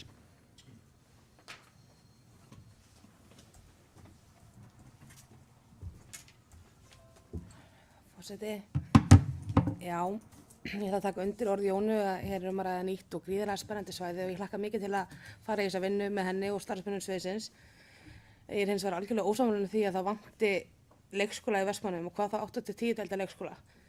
Og mér langar að fá smá útskýringar á því hvaða rök á baku því að fara í þessa byggingu. Hver þörfin er búið að fara í þarfagreiningu, hversu er þessi stærð ákveðin og hvaða forsendur liggja bara bakvið þessari ákvörðun. Og ég ætla að fá að lesa bókun frá bæjarfulltrúa Sjálfstæðisflokksins sem leyfi forseta. Bæjarfulltrúar Sjálfstæðisflokksins lýsa sig mótfallna því að stór hluti væntanlegs skipulagssvæðis verði nýttur undir leikskóla, útisvæði honum tengdum og bílastæðum. Ekki liggur fyrir þarfagreining en samkvæmt nýlegum upplýsingum eru 4 börn á biðlista og þörf á 8-10 deilda leikskóla því óljós okkar mati. Formlega hafa ekki verið skoðað möguleikar á stækkun núverandi leikskóla sem hefði minni rekstraraukningu í för með sér, né liggur fyrir hvert hlutverk eldri leikskóla yrði til framtíðar með tilkomu nýs leikskóla, töluvert stærri en þeir sem fyrir eru. Einnig er slíkur fyrirvari leikskóla hamlandi fyrir hönnuði sem munu koma með tillögur hvernig hverfi geti litið út og bókun lýkur.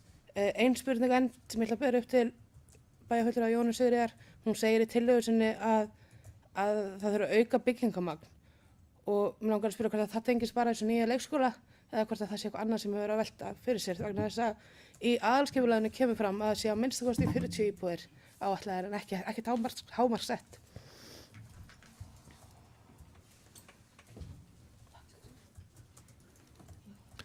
Takk fyrir þetta, Margrét Rós Ingólfsdóttir, Jóna Sigríður Guðmundsdóttir, gjörðu svo vel.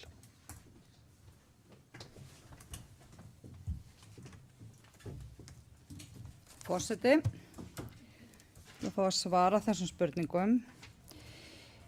En eins og ég fór inn á áðan, þá er náttúrulega íbúðum að fjölga og við vonum að þeim fjölgi meira og hér er við náttúrulega verið að tala aðalskipulag. Við erum ekki að fara að byggja þennan leikskóla en það þarf að gera ráð fyrir honum. Einhvers stað þurfum við að koma honum fyrir að því við vitum að í framtíðinni er þessi þörf og verður þessi þörf. Og við höldum bara að fyrst við erum að taka upp aðalskipulag og við erum ekki að fara að klára endilega þá vinnu á næstu mánuðum. Það getur tekið langa tíma. Það er bara eitthvað sem við erum að fara einmitt núna að skoða. Hvað annað þarf að skoða. En þegar við tölum að fara í skipulagsmörkin, að þeim verði breytt og þau aðeins útvíkku, þá náttúrulega erum við strax að sjá að það eru tækifæri á þessu nákvæmlega þessu svæði til að fara aðeins út fyrir. Og það bara, ef þú ferðin að korta þeim þá sérðu það bara strax að það er hægt að fara alveg út á Menntavegi, þá ertu komið með töluvert meira svæði. Og það sem að skilgreiningin er að lágmarki 40 íbúðir, það er að lágmarki já, en það kannski mætti bara skilgreina það betur, af því að 40 er svolítið lítið. Og það er bara ýmislegt annað sem mætti, þetta er bara, þó að þetta sé ungt aðalskipulag, þá bara eru gríðarlega breytingar sem hafa átt sér stað og við verðum bara, og ég held að sé bara allir sammála því, að það er bara mjög gott að gera þetta í leiðinni, að endur skilgreina svæðið svolítið. Takk fyrir. Takk fyrir þetta, Jóna Sigríður Guðmundsdóttir. Ég bið bæjarfulltrúa afsökunar á því að það hringir hér einstaka sinnum í símanum hjá mér. Það er vegna þess að ég er að reyna að nota hann sem tímamæli með þessum glæsilega árangri. Nú held ég að ég láti af því hér með. Fleiri sem vilja kveða sér hljóðs málið?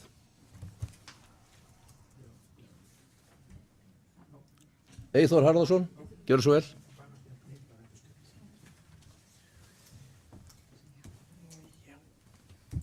Fundarstjóri, forseti og bæjarfulltrúar. Já, varðandi nýtt svæði við Löngulóna eða svona hugmyndina að breyta aðalskipulagi og deiluskipulagi geta sem íbúabyggð. Við held ég séum öll á þeirri línu og í kosningabaráttunni töluðum við öll um þetta svæði sem framtíðar íbúasvæði.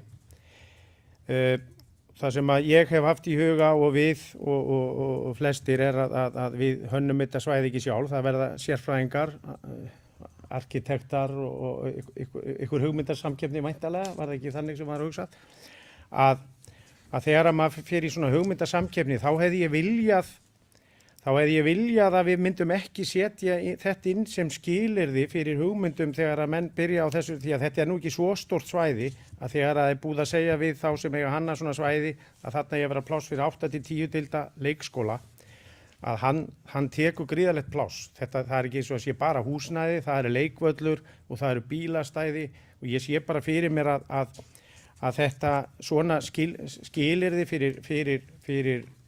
fyrir hönnun á svæðinu, þá þetta bara, þá byrja menn á því að búa til einhvern svæði fyrir leikskóla og reyna hanna svo einhverja byggð í kringum það.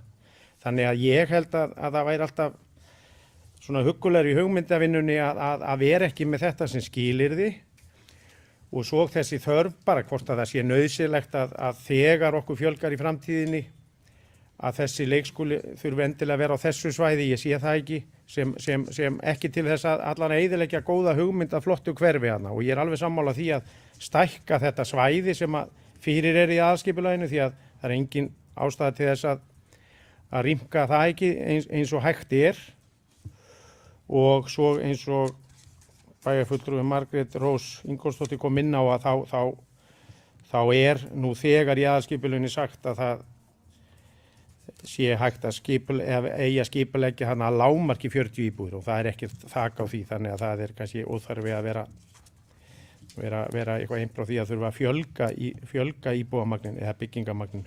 En ég held ég sé búin að segja það sem ég vildi koma að. Það er að leikskólinn er hamlandi inn í þessari hugmynd. Takk fyrir. Takk fyrir þetta, Eyþór Harðarson, Hildur Sólveig Sigurðardóttir. Gjörðu svo vel.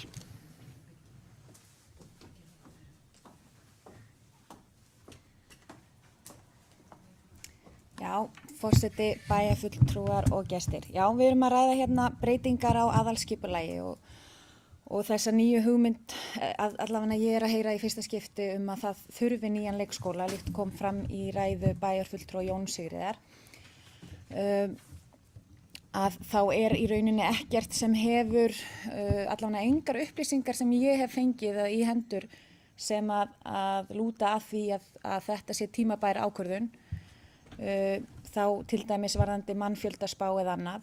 Hugsanlega þetta því að aðalskipulag auðvitað tól og tæki fyrir sveitafélög til þess að móta sína framtíðarsýn. Hugsanlega þetta svona build it and they will come hugmynd af því að þetta eins og kemur fram í bókuninni 8-10 deilda leikskóli. Í dag erum við með 2-5 deilda leikskóla. Þannig að með þessu annar að stækka sannarlega. Kirkjugerð 5 deilda, Víkin 3 deildir, það er rétt. Afsakið, ég þakka þessa ábendingu frá bæjarstjóra. En ef við hugsum Víkina undanskilda, hún að mörgu leyti frábrugðin allan eins og í dag þessum 2 yngri barna leikskólum. Og þá kannski líka ágætt að vita, að því að bæjarstjóri tekur það til, Víkina, hvort að þarna eigi þá líka að vera 5 ára börn eða hvað er hugsað með þessu, af því ég veit ekki hvað er hugsað með þessu. Já, þannig að þarna erum við að tala að fara í að byggja og allavega huga, ekki fara í að byggja, fara að koma fyrir leikskóla sem þá tvöföldun á deildum eins og í dag á Sóla og Kirkjugerði. Og hver þá hugsunin með þá leikskóla? Kirkjugerði núna nýlega búið að fara í fjárfreka framkvæmdir í til dæmis byggja við leikskólan og hins vegar að fara í glæsilegt útisvæði við leikskólan. Það þarf að fara núna í mjög tímabærar framkvæmdir á Sóla sem sveitafélagið hefur fengið athugasemdir að þurfa að laga, til dæmis hvað varðar útisvæðið. Og með fjölgun plássa á Sóla verið að fara í tímabundið húsnæði sem verið að fara að byggja á lóðinni. Þannig að þess vegna mér finnst þetta persónulega svona kallast, ekki fara svolítið saman. Ég myndi þá allan að vilja fá að sjá hver framtíðar hugmyndin með þessum 2 húsnæðum, af því ég persónulega til þessa staðsetningu leikskóla eins og hún í dag mjög ákjásanlega.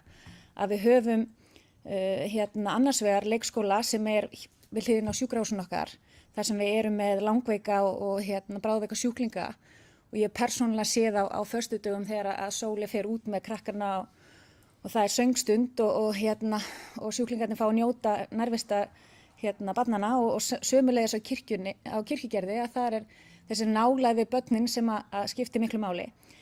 Þannig ég er bara svona svolítið forvitin að vita hver framtíðarsýnin á að breyta henni gagnvart þessum núverandi leikskólum eða hvað. Og þess vegna á ég mjög erfitt með að taka undir bókun sem að ég bara veit ekki hver framtíðarsýnin að þörfin á. Eitt viðbót sem ég vildi líka spyrja út í bókunni talað að grænt svæði sem láti halda sér. Það eru nokkuð græn svæði, minnst það ekki nógu skýrt hvaða grænu svæði verið að tala um.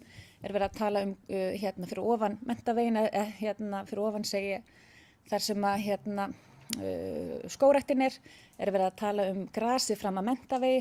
Þannig að mér finnst bara orðalagið í bókunni ekki vera nægilega skýrt hvaða svæði verið að láta halda sér. Þetta allan það sem ég myndi vilja hafa segja máli í bili. Takk fyrir. Takk fyrir þetta, Hildur Sólveig Sigurðardóttir, Íris Róbertsdóttir, bæjarstjóri. Forseti. Já, ég ætla bara að byrja á því að þetta átti að vera græn svæði, ekki græn. Og þá hljóta það að vera svæðin sem í aðalskipulaginu sem að halda sér. Þannig að það var í fleirtölu. En hér talað um hver þörfin. Að það séu 4 börn á biðlista. Við erum með 1 bæjarfulltrúa sem situr í fræðsluráði og ég veit ekki hvort að það hefur komið inn á fundin nýlega en að minnstakosti kom það inn á fundin á síðasta kjörtímabili, kom inn á fundi ráðsins, áætlaða tölur bara um stöðun eins og hún í dag, hvernig það kemur til með að aukast þörfin fyrir leikskólaplássi. Og það algjörlega ljóst að það að aukast mjög mikið þörfin og strax á næsta ári og það ástæðan fyrir því að það vera að fara í lausa stofu við Sóla og næstu ár þar og eftir eru líka fjölgun. Við erum að fara út með mjög fámenna árganga en það að koma inn mun fjölmennar árgangar. En ég veit ekki betur en að allir bæjarfulltrúar hafi fengið kynningu á gríðarlega stóru verkefni fyrir kosningar. Það sem ætlað að hátt í 200 manns þurfa flytingað og við skulum nú vona einhver að þeim megi börn og það að gera ráð fyrir í aðalskipulagi að það sé hægt að byggja leikskóla inn í framtíðina. Fyrst það yfir höfuð verið að taka aðalskipulagið upp sem kostnaðarsamt, það bara eðlilegt. Það ekki búið ákveða að byggja skólan en varðandi það, 8-10 deilda skóli akkurat hugsað sem rekstrarhagræðing vegna þess að vera með 2 5-deilda með ákveðin kerfi tvöföldi. Ef þú ert með 8-10 deilda skóla eins og þú gerðu hérna á Hvolsvelli, þeir ákveða að byggja stóran skóla til þess að geta nýtt ákveðna þætti í húsnæðinu eins og starfsmannaaðstöðu, eldhús og annað fyrir báða skólana. Það þetta byggja þá í tvennulagi, það þetta byggja á hvernig sem eftir þörfinni, en hér einfaldlega verið að gera ráð fyrir því að okkur muni fjölga og við munum þurfa að fara í byggingu á nýjum leikskóla. Ég ætla svo sannarlega að vona að eftir 5-6 ár, 7 ár, að við verum orðið mikið fleiri en við erum hér í dag. Og það að vaksa, hér að koma barnafólk og við höfum ekki undanfarin ár verið á þeim stað í dag þar sem við erum ekki að koma börnum inn í leikskóla. En við erum að fara inn í þann feril. Þannig og það eru til tölur um það og þær tölur hafa legið fyrir í fræðsluráði að það eru að verða fleiri börn. Við vorum til dæmis að samþykkja ekkert fyrir svo löngu í bæjaráði að staðfesta afgreiðslu fræðsluráðs varðandi heimagreiðslur. Þannig að mér finnst fólk komið aðeins svo langt með þarfagreiningu áður en farið á stað með leikskólan. Að sjálfsögðu farið í þarfagreiningu, áætlanir, spár og hvað væri hagstæðast. Svo getur vel verið. Hér var vitnað til þess að það væri búið að fara í kostnaðarsamar framkvæmdir á kirkjugerði. Það var verið að laga skólalóðin sem var löngu tímabær. Einn hluti kirkjugerðis tiltölulega ný, álma. Annar hluti af húsinu ekkert í sérstaklega góðum málum. Þannig kannski inn í framtíðinni tekin ákvörðun að gera eitthvað annað þar, án þess ég segi eins og búið að ræða það. En þetta bara það sem við fáum að því að ég núna að fá inn til mín viðhaldslistana. Þannig ég bara nefna það, húsnæðið ekkert upp í topp, upp á 10. Þannig mér finnst bara eðlilegt fyrst að vera að taka upp aðalskipulag og vera að skoða að það þurfi ekki að vera viðkvæmni fyrir því að þarna sé gerð ráð fyrir þessum leikskóla. Í aðalskipulaginu eins og þeir í dag þá er gert ráð fyrir risa vegi í gegnum allt hverfið. Ég meina, þú veist, mér finnst alveg og ætla að vona það að þeir aðilar sem sita í þessum hópa endurskoða þetta með hennar veg, hann tekur fullt af lóðum. Við erum bara eigum ekkert rosalega mikið af byggingar landi og við erum öll sammála það. Þetta er frábær staður, þessi staðsetning á leikskóla er nánast sama staðsetning og var á Rauðagerði. Ofsalega skjólsælt og gott að vera í miðjunni. En allavega þá er hugsunin aðeins, hún er að horfa til framtíðar, hún er að hugsa það að við séum á næstu árum og ég veit að allir bæjarfulltrúar fengu kynningu á því að það eru ákveðin áform hér uppi gríðarlega uppbyggingu og þar eru áhyggjur af því að hér sé ekki nóg lóðaframboð, hér verði ekki leikskólapláss og ég held að það sé óábyrgt af okkur að huga ekki að því að inn í framtíðina getum við þurft að byggja leikskóla. Þannig það er bara, en það er enginn að fara að byggja hann á morgun. Á borðinu hjá okkur núna er risaframkvæmd sem er Hamarsskóli og hann er í forgangi.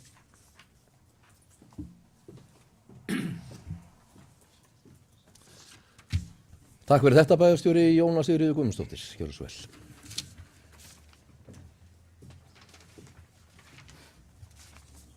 Forseti, ég ætla að fá að lesa upp bókun. Í tillögu meirihluta EOH-lista er gert ráð fyrir að umrætt svæði IB5 við Malavöll og Löngulá verði stækkað í aðalskipulagi. Skipulagsmörkum verði breytt til að fá betri nýting á svæðinu til að auka byggingamagn. Gert verður áfram ráð fyrir blandaðri íbúðabyggð eins og í núgildandi aðalskipulagi. Þannig aukast möguleika fyrir ungt fólk sem er að eignast sína fyrstu íbúð ef gert er ráð fyrir minni íbúðum. Með því að gera ráð fyrir nýjum leikskóla á svæðinu er verið að huga að barnvænu svæði enda yrði leikskólinn þá miðsvæðis eins og leikskólinn Rauðagerði var áður. Leikskóli mun ekki hamla góðum hugmyndum á deiluskipulagningu á svæðinu enda ekki gert ráð fyrir að fækka íbúðum að kostna leikskóla enda snýr tillagan að því að stækka svæðið og auka byggingamagn án þess þó að það hafi truflandi áhrif á umhverfi í kring. Þegar ákvörðun er tekin að gera ráð fyrir leikskóla í aðalskipulagi er það ekki ákvörðun að byggja.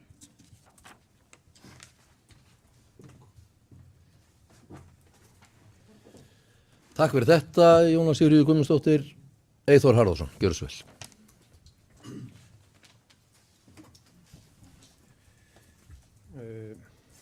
Forseti, bæjarfulltrúar. Það er ágætt að heyra það að það sé í rauninni ekki búið að ákveða að verða að vera leikskóli inn á þessu fyrirhugaða svæði og þá er eiginlega spurningi mín sú, kemur til greina sem sagt, þá hef ég verið að misskilja ef það er ekki þannig, það kemur sem sagt til greina þegar við förum í hugmyndasamkeppnina að arkitektar hanni þarna hverfi sem er þá með leikskóla og komið með hugmynd að hverfi með ekki með leikskóla eða. Þannig að þetta, við fáum allar hugmyndir upp á borð. Það er það sem að það truflar mig ekki þó að sé inn í aðalskipulagi að þessi hugsanlega leikskóli í framtíðina en ef að það er á endanum verði deiliskipulagt þarna bara með hreinn íbúðabyggð sem að kemur mjög vel út án leikskóla að það sé möguleiki líka þá er ég sáttur við að það verði skoðað þeir möguleika líka. Takk. Takk fyrir þetta, Eyþór Harðarsson, Jóna Sigríður Guðmundsdóttir, gjörðu svo vel. Forseti, þessu fljót svarað, við ætlum að hafa leikskólan inn á svæðina því við erum ekki að fara að hafa 2 hugmyndir í aðalskipulagi, það er bara 1 aðalskipulag.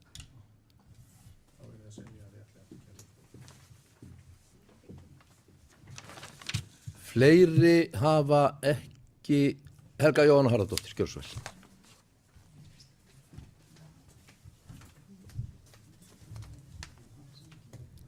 Forseti. Mér langar bara að taka undir orð Írisar Róbertsdóttur þar sem hún var að nefna hérna með að gera ráð fyrir leikskólan. Ég skil ekki alveg af hverju má ekki gera ráð fyrir 8-10 deilda leikskóla inn í aðalskipulaginu fyrir hönnuðina. Er ekki bara betra fyrir hönnuðina þá að hafa það í huga og hanna þá barnvænt íbúðahverfi?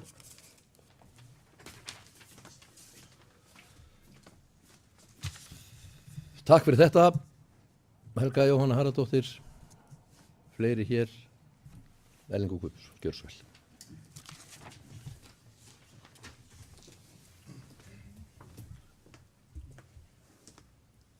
Forseti, með þetta skipulag myndi ég segja að hafa hafa leikskóla á þessu svæði bara vera mjög góða hugmynd. Ég er búið á svæðum í tiltölulega nýjum hverfum, bæði á Akureyri og í Kópavogi.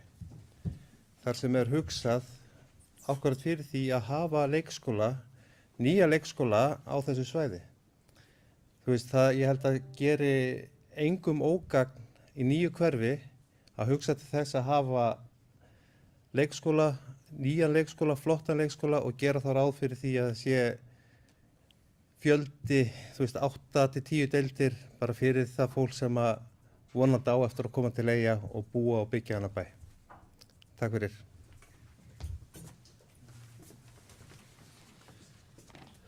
Takk fyrir þetta, Erlingur Guðbjörnsson. Fleiri hafa ekki hvatt sér hljóðs. Hildur Sólveig Sigurðardóttir, gjörðu svo vel.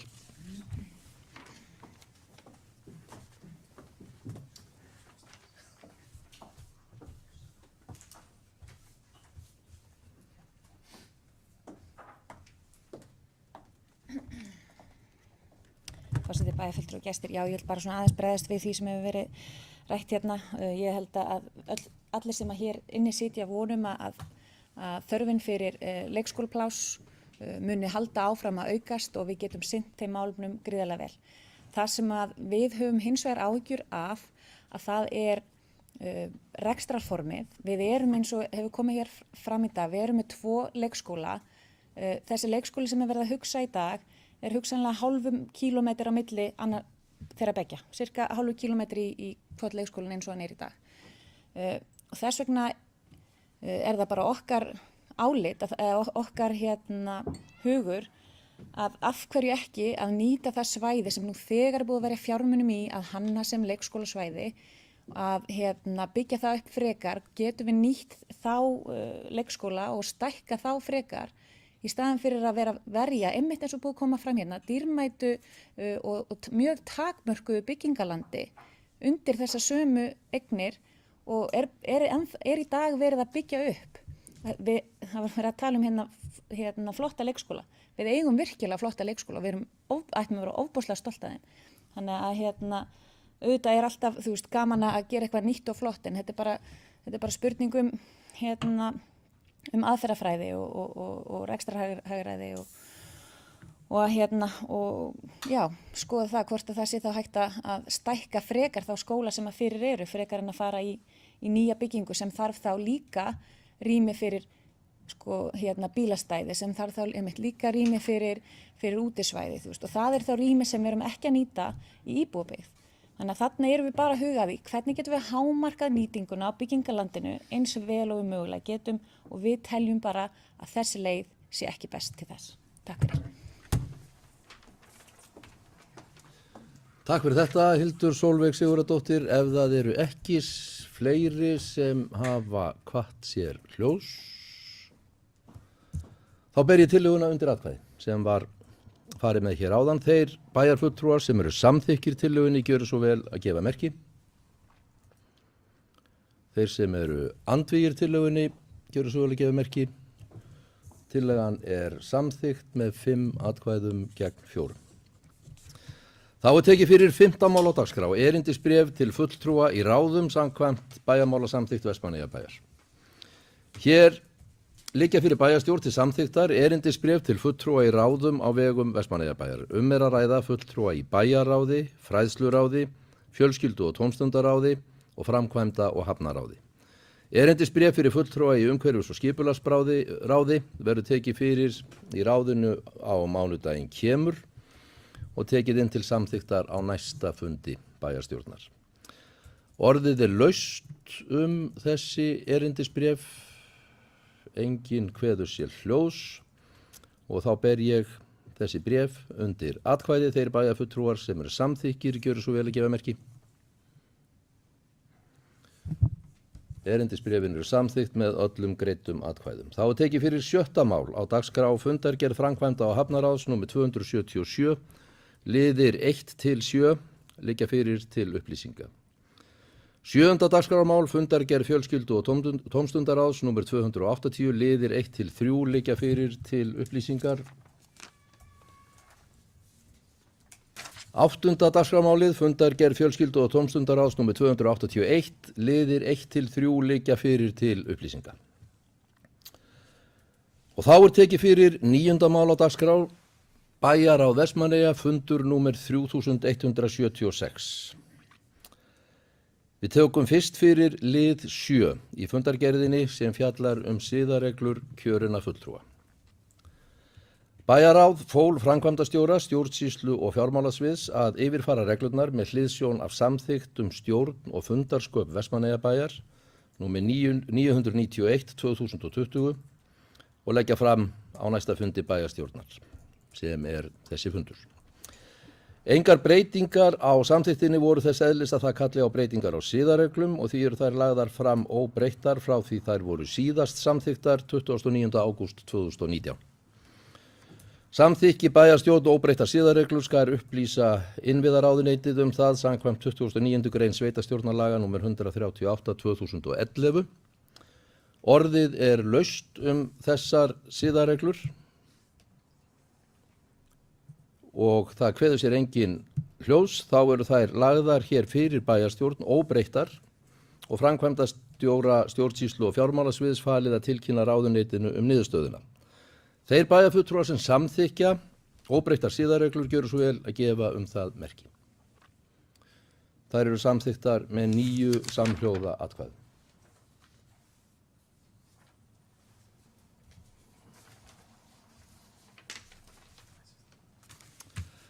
Næst tökum við fyrir, nú ætla ég að vera vissum að ég viti hvað ég að gera hérna.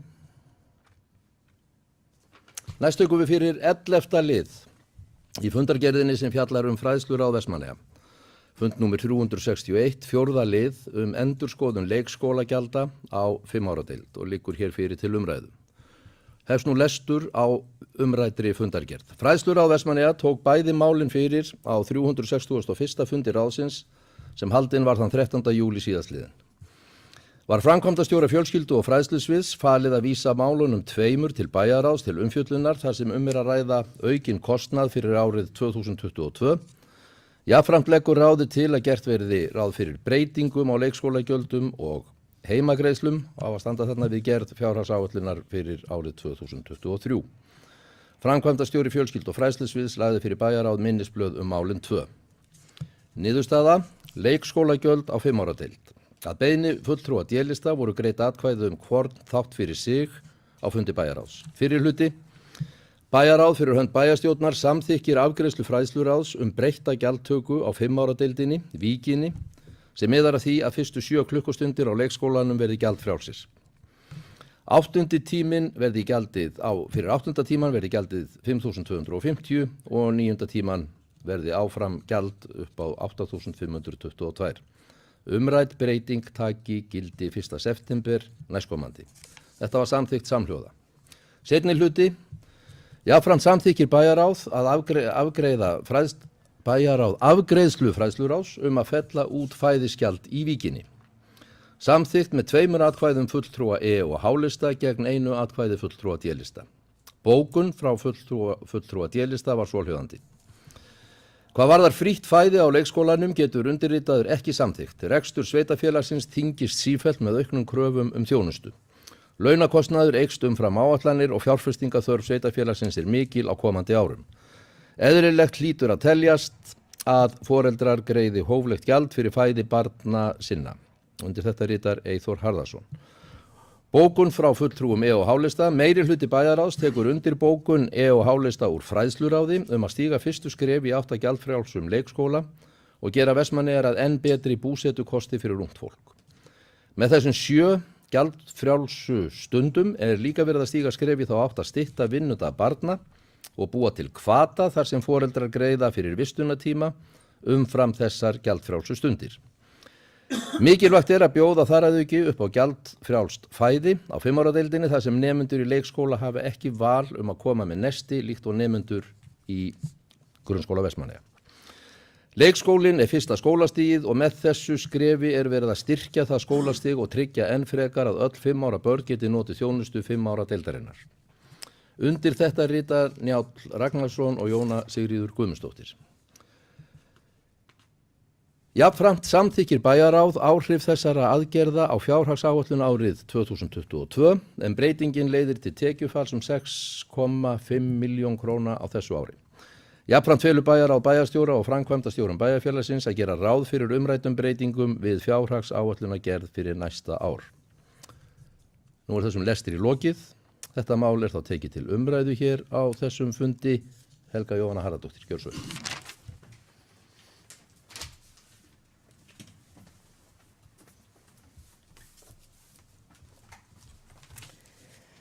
Forseti, gjaldfrjáls 5 ára deild fyrir alltaf 7 tíma og frítt fæði er nú orðið að veruleika. Það er enn eitt skrefi sem núverandi meirihluti þorir að taka til þess að gera sveitafélagið að fjölskylduvænni búsetukosti. Eitt veit ég, ef ég væri að hugsa að flytja til Vestmannaeyja, þá myndi ég að horfa í það hvað Vestmannaeyjar hafi upp á bjóða fyrir mig og mína fjölskyldu. Nú hefur frístundastyrkurinn hækkað, við erum að taka þátt í menntarannsókn, við erum að tæknivæða grunnskólann, við erum að fara að byggja við Hamaskóla og við erum búin að flytja frístund í sama húsnæði og skólabyggingin og nú ætlum við að hafa gjaldfrjálsa 5 ára deild, ásamt fríu fæði fyrir þau. Ég gæti haldið langa ræðu það hvað ég tel að 5 ára deild sé mikilvægt skólastig í lífi barnan okkar. Ég meira segja fjallaði það mál í BED-ritgerðinni minni í Kennaraháskólanum. Þetta skólastig er það stig sem undirbýr börnin og mótar þau fyrir komandi ár í grunnskólanum. Það er því gríðarlega mikilvægt að öll börn fái jöfn tækifæri til þess að leika og læra á 5 ára deild og fái með því góðan undirbúning fyrir grunnskólagöngu sína. Að bjóða upp á 7 ára gjaldfrjálsa tíma er líka hvati til þess að stytta vinnudag barna sem við vitum að er alla jafna allt of langur. Það er strax farið að hafa áhrif þar sem nokkri foreldrar hafa minnkað dagvistunartímann hjá sínu barni. Það er vita mál að öll þjónusta kostar. En með þessu telja að fjármagninu sé vel varið. Við erum að létta álögur foreldra ungra barna í Vestmannaeyjum alveg eins og við höfum verið að létta álögur eldri borgara með afslætti á fasteignagjöldum. Við erum að fjárfesta í framtíð barnanna í Vestmannaeyjum og þó að það kosti meira í rekstri á hverju ári, þá tel ég að sveitafélagið sé að fjárfesta vel.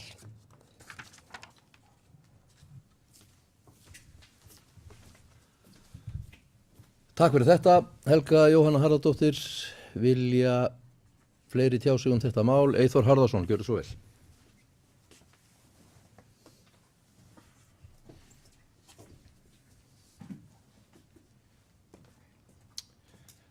Forseti, góði bæjarfulltrúar. Já, þetta hefur verið á dagskrá í bæjarráði og þetta, svona voru skipta skoðanir þetta mál með fæðisgjaldið allavega.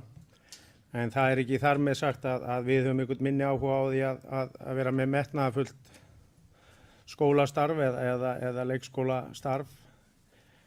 Ég skilst að fyrir einhverjum 20 árum var hlutur foreldra þegar það greiddi fyrir leikskóla barna sinna 40% af kostnaði bæjarfélagsins. Hluturinn sem sagt 40%. Nú undir það síðasta eða á síðasta ári eða það síðasta þá er hluturinn komið niður í 12%.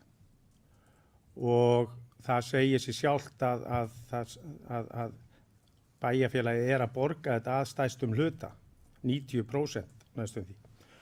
Þannig að það er nú vel í lagt og við studdum það og vorum með það á okkar stefnuskrá að gera 5 ára deildina fyrstu klukkutímana, man ekki 6 klukkutímana, gjaldfrjálsa og hvetja þannig til bara að þeir sem eiga þess kost að þá er það þannig næstu í frítt. Leikskólagjaldið, en þeir sem þurfa lengri dagvistun, þeir borga þá fyrir það og það kostar að sjálfsögðu meira að halda úti fólki fram eftir degi. En þegar að koma að fæðinu, þá gátum við ekki stutt þar sem að það er í mínum huga einhvern veginn ekki hægt það er ekki hægt að heilla, hvað maður að segja, fólkið í kringu sig með því að vera alltaf að bjóða allt frítt. það er ekkert að því að foreldrar greiði eins og við höfum orðað hóflegt gjald fyrir það að barninu sé skaffað fæði á leikskólana. Og þá erum við að tala kannski 10% af kostnaðinu. Og með því í rauninni bara teljum við að fólk getur þá í rauninni aðeins skipt sér af því og haft eitthvað það að segja hvernig fæðið og að það sé ef það hefur eitthvað út á það að setja ef það borgar hluta af kostnaðinum. En ég held ég sé búin að segja svona það sem að maður hefur verið að hugsa og við erum með bókun. Bæjarfulltrúar Sjálfstæðisflokksins eru mótfallin því að fæði sé gjaldfrjálst. Rekstur sveitarfélagsins þyngist sífellt með auknum kröfum þjónustu. Launakostnaður eykst umfram áætlanir og fjárfestingaþörf sveitarfélagsins mikil á komandi árum. Foreldrar eru framfærslu skyldir með börnum sínum og ef einhverja hluta vegna þau geta það ekki, eru til úrræði sem hægt að leita til. Eðlilegt og sjálfsagt að foreldrar greiði hóflegt gjald fyrir fæði barna sinna. Hér með líku bókunni. Takk. Takk fyrir þetta, Eyþór Harðarson. Erlingur Guðbjörnsson, gjörðu svo vel.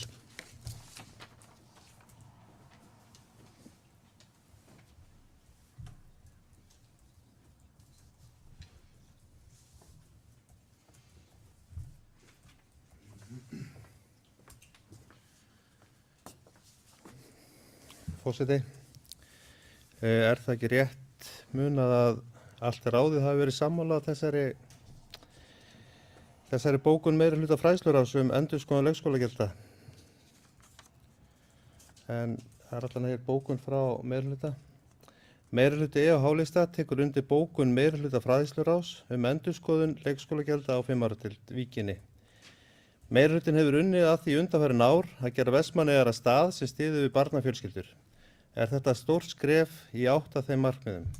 Með því að bjóða upp á gjaldfrjálsa 7 tíma á 5 ára deild ásamt fríu fæði verið að styrkja þetta mikilvæga skólastig þar sem öll börn í Vestmannaeyjum hafa þá jafnan rétt á að hefja sína skólagöngu. Einnig þetta eins og fram kom í bókun meirihluta fræðsluráðs hvati til þess að stytta vinnudag barna og teljum við þetta vera skref í rétt átt að fjölskylduvænna samfélagi.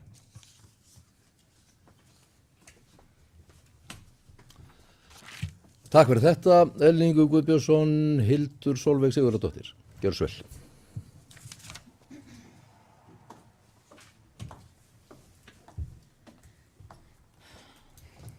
Forseti, bæjarfulltrúar og gestur, ég ætla að fá að svara þessu skoti frá bæjarfulltrúa sem var á undan mér í pontunni varðandi hvort það hefði ekki allir verið sammála. Ég ætla bara að lesa með leyfi forseta dagskrána frá þessum fundi þar sem var verið að taka ákvörðun skal ég segja þar sem var verið að taka ákvörðun leikskólagjöldin og kem ég aftur að því að það er aðeins orðið pingu vesen að fletta í fundagerðum að því að það var greinilega verið að breyta nöfnum á ráðunum en þannig að það er aðeins orðið flóknar en ég bið ykkur og bið forsetum að veita mér smá sveigjanleika gagnvart því. Hérna er þetta.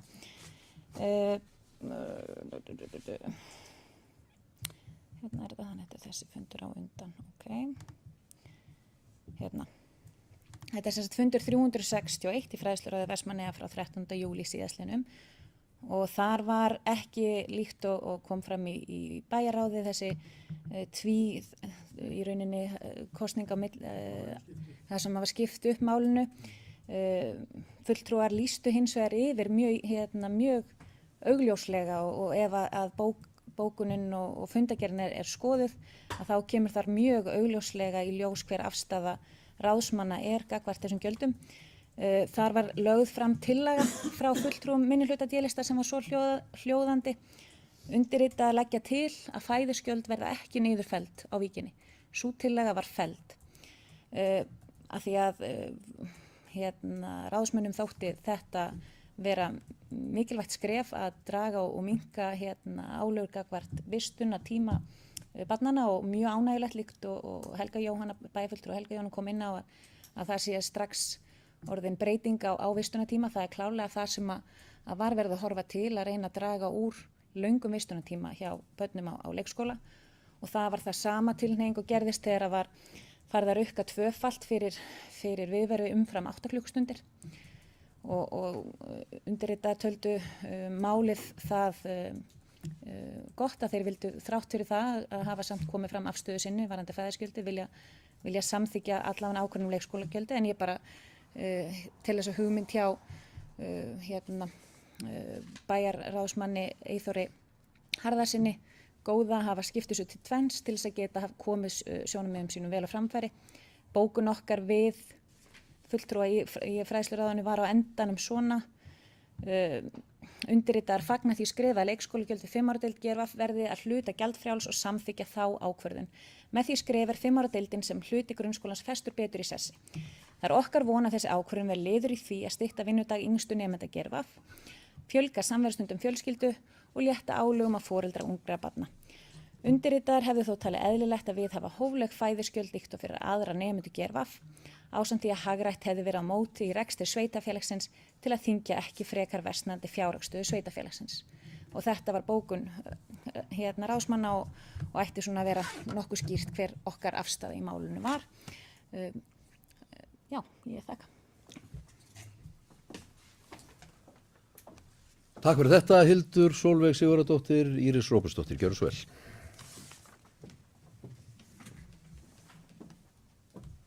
Forseti.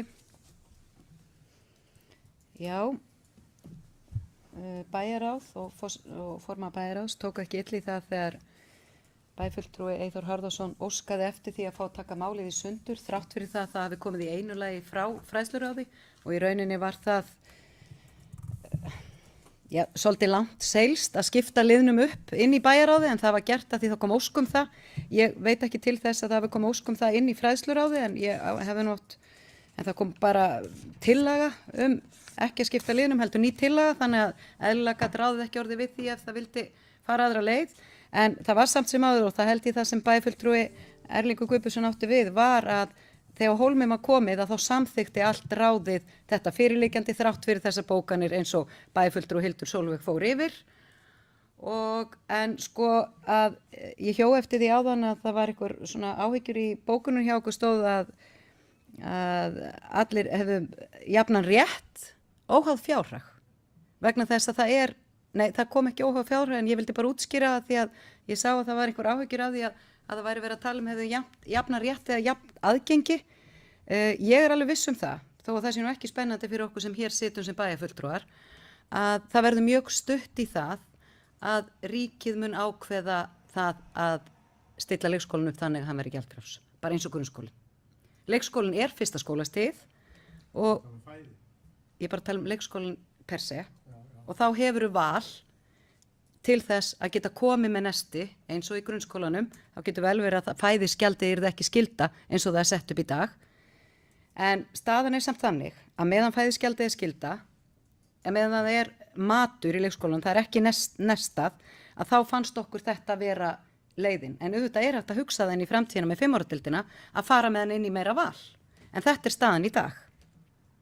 En ég vil bara ítreka það og taka undir með bæjarfulltrúa Helgu Jóhannu Harðardóttur að mér finnst þetta ekki endilega, mér finnst alltaf fallegra að tala vinnudag barna heldur en vistunatíma en hugmyndin auðvitað að stytta vinnudag barna. Við erum fullorðna fólkið og erum nú kjarasamningalausir og það ýmislegt verið að tala að stytta í vinnutímastyttingu hér og vinnutímastyttingu þar. Börnin okkar, meðalvistun hjá börnunum okkar alltaf nánast meira en 8 tímar. Við erum að stytta vinnudaginn okkar, en með minnstakosti svona að reyna að stytta hann allavega 4 tíma á viku. Börnin ekki að fá þessa styttingu. Þess vegna þetta gríðarlega gott skref ef þetta farið að hafa áhrif á þó það sé bara 1 klukkutími í einu. En það sem mikilvægt og við ræddum við menntamálaráðherra þegar hann var hérna, gagnvart þessari stöðu með vinnudag barna. Þetta það sem barnaþingið sem framöndan núna á að fjallum. Það á að fjallum það að samfélagi komið á stað í það að stytta líka vinnudag barna. Og ég bara fagna því að við séum að stíga þetta skref hérna og ánægilegt að allir séu að minnsta kosti sammála það að stytta vinnudaginn að því það skiptir óbóðslegu máli að börnin okkar séu ekki í 8-9 tíma vinnudegi.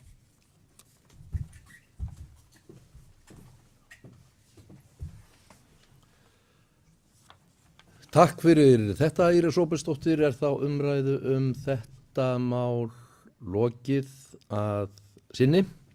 Og þá tökum við fyrir 5. lið í sömu fundargerð heimagreiðslur og liggur hér fyrir til umræðu. Bæjaráð fyrir hönd bæjarstjórnar samþykkir afgreiðslu fræðsluráðs að teknar verði upp heimagreiðslur fyrir foreldra barna á aldrinum 12 til 16 mánaða sem ekki eru í leikskóla. Greiðslum lýkur þann dag sem barna 16 mánaða aldri eða það hefur leikskólagöngu. Jafnframt samþykkir bæjaráð afgreiðslu fræðsluráðs að heimagreiðsla verði í boði fyrir foreldra barna eldri en 16 mánaða ef ekki laust leikskólapláss fyrir barnið í Vestmannaeyjabæ. Greiðslur falli niður þegar barn fær vistunarboð á leikskóla. Heimagreiðslur verði í boði frá 1. september 2022 að upphæð greiðslu verði krónur 110.000 á mánuði fyrir hvert barn. Bæjaráð samþykkir jafnframt áhrif þessara breytinga á fjárhagsáætlun Vestmannaeyjabæjar og aukin útgjöld 2,2 milljónir króna á þessu ári. Þá felur bæjaráð jafnframt bæjarstjóra og framkvæmdastjórum bæjarins að gera ráð fyrir umræddum breytingum við fjárhagsáætlunargerð fyrir næsta ár. Þetta var sem sagt samþykkt samhljóða og máli liggur hér til umræðu. Helga Jóhanna Harðardóttir, gjörðu svo vel.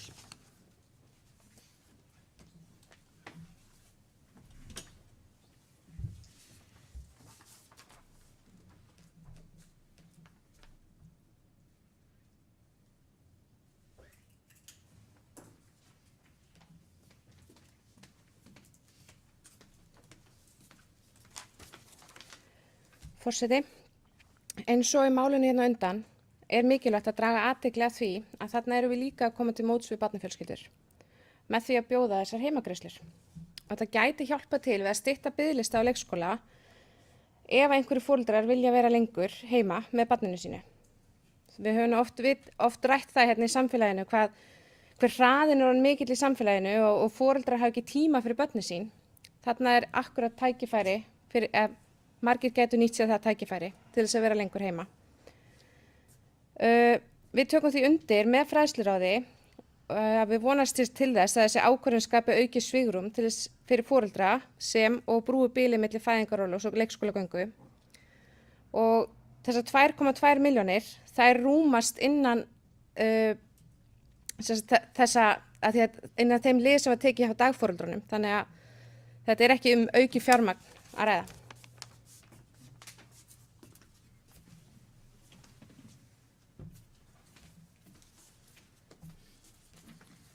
Takk fyrir þetta, Helga Jóhanna Harðardóttir. Ykkur sem vil taka til máls þetta mál, svo ekki. Fallið hefur verið frá umræðum 12. lið í fundargerð bæjarráðs sem fjallar fund númer 368 í umhverfis- og skipulagsráði Vestmannaeyja sem var liður 2 deiluskipulag miðbæjar.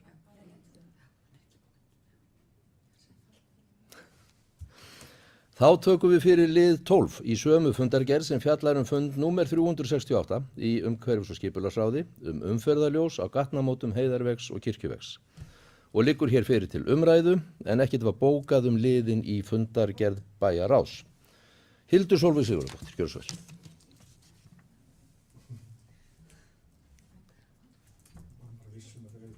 Já, ég að fara með hérna?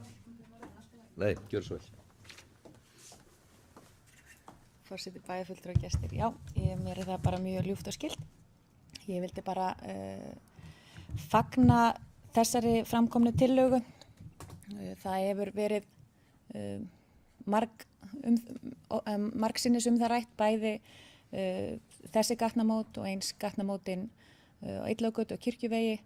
Þarna eru hættuleg gatnamót sem hafa verið í rauninni mjög tíð umferðarslys.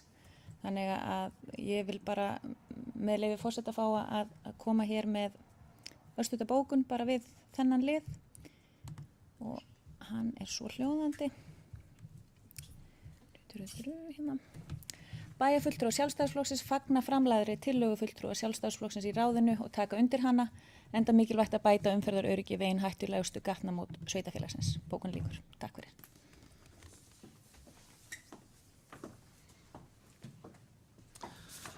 Takk fyrir þetta, Hildur Sólveig. Ég hafði einhvern veginn gerst ráð fyrir því að þú værir að fara að tjá þig málið, en ég biðst afsökunar ef ég hef verið of fljótur á mér.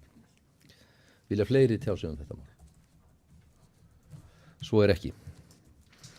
Liðir 1-6 og 8-10 í þessari fundargerð liggja fyrir til upplýsinga.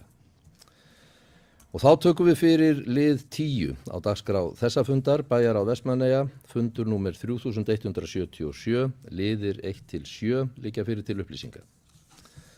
11. mál á dagskrá þessa fundar umhverfis- og skipulagsráð, fundur númer 369, liðir 1-5 sem liggja fyrir hér til upplýsinga. Og 12. mál á dagskrá, fræðsluráð, fundur númer 362, liðir 1-6 liggja fyrir til upplýsinga. Og þá tökum við fyrir 13. mál á dagskrá, framkvæmda og hafnaráð, fundur númer 278. Liður 4 í þeirri fundargerð, borga þegar hent liggur fyrir til umræðu. Bókað í ráðinu. Borga þegar hent í lögum hringrásarhagkerfið og felur í sér að heimili og einstaklingar borga kostnað vegna sorphirðu í hlutfalli við hversu mikið viðkomandi hendir af óflokkuðu sorpi. Afhending endurvinnslu efna svo sem plasts og pappís verður áfram gjaldfrjáls heimilum. Sveitarfélögum óheimilt að nota sameiginlega sjóði til að borga niður kostnað vegna sorpmeðhöndlunar og því verður nauðsynlegt að tengja gjöld við magn af sorpi.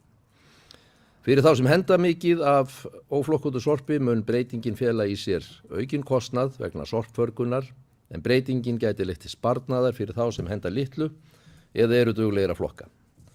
Þannig mun samfélagið ekki niðurgreiða sorp fyrir aðra og fjárhagslegur hvati myndast til að draga úr úrgangi. Að henda sorpi á móttökustöð úrgangsefna í Vestmannaeyjum hefur hingað til verið gjaldfrjálst. Lagt til að tekin verði upp klippikort sem dreift verður til heimila bæjarins. Þannig verða fyrstu afhendingar almenns sorps og litaðs timburs gjaldfrjálsar en gjöld leggjast á þegar klippikortið full nýtt. Niðurstaðan í þessu máli var að ráðið fól starfsmönnum að útfæra svokölluð klippikort fyrir heimili og innleiða áramót. Þetta mál liggur þá fyrir hér til umræðu að ósk minnihlutans og nú skal ég ekki ákveða fyrir hans hönd hver ætlar að tala í þessu máli. Hildur Sólveig Sigurðardóttir, gjörðu svo.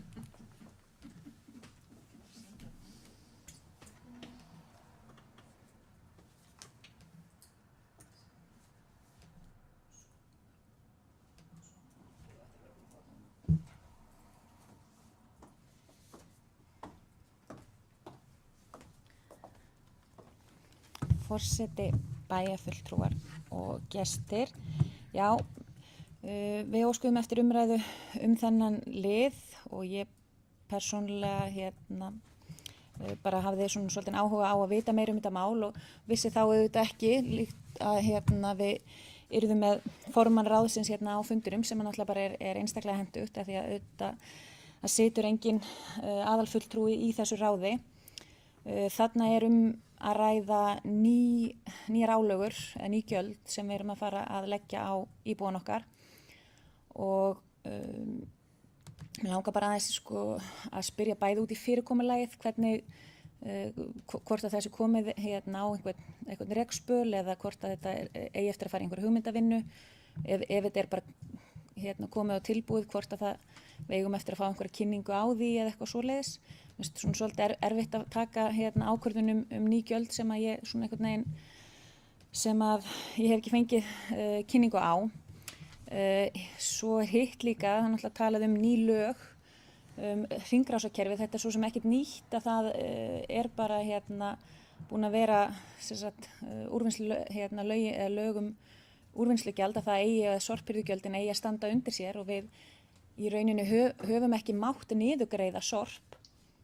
Þau lög eru búin að vera til í langan tíma Þrátt fyrir það höfum við verið að fara á svig við það. Það hefur verið við höfum verið að greiða sannarlega niður og mér skilst jafnvel hvað það voru ansi háar upphæðir á ári sem við höfum verið að greiða með almenna sorpgáminum þar sem að kosta okkur mikla fjármuni og ég vil bara taka það skýrt fram, ég ekki á móti gjaldtöku, ég ekki á móti því að þeir sem að þurfi að henda greiði fyrir það, en ég vildi bara svona kannski aðeins fá meiri útskýringar og þess vegna bara fagna ég að formaður og varbæjarfulltrúi Erlingur Guðbjörnsson sé og geti farið kannski aðeins yfir þetta með okkur og en já, þannig að ég vildi svona bara aðeins forvitnast út í það. Takk. Takk fyrir þetta, Hildur Sólveig Sigurðardóttir, Erlingur Guðbjörnsson, gjörðu svo vel.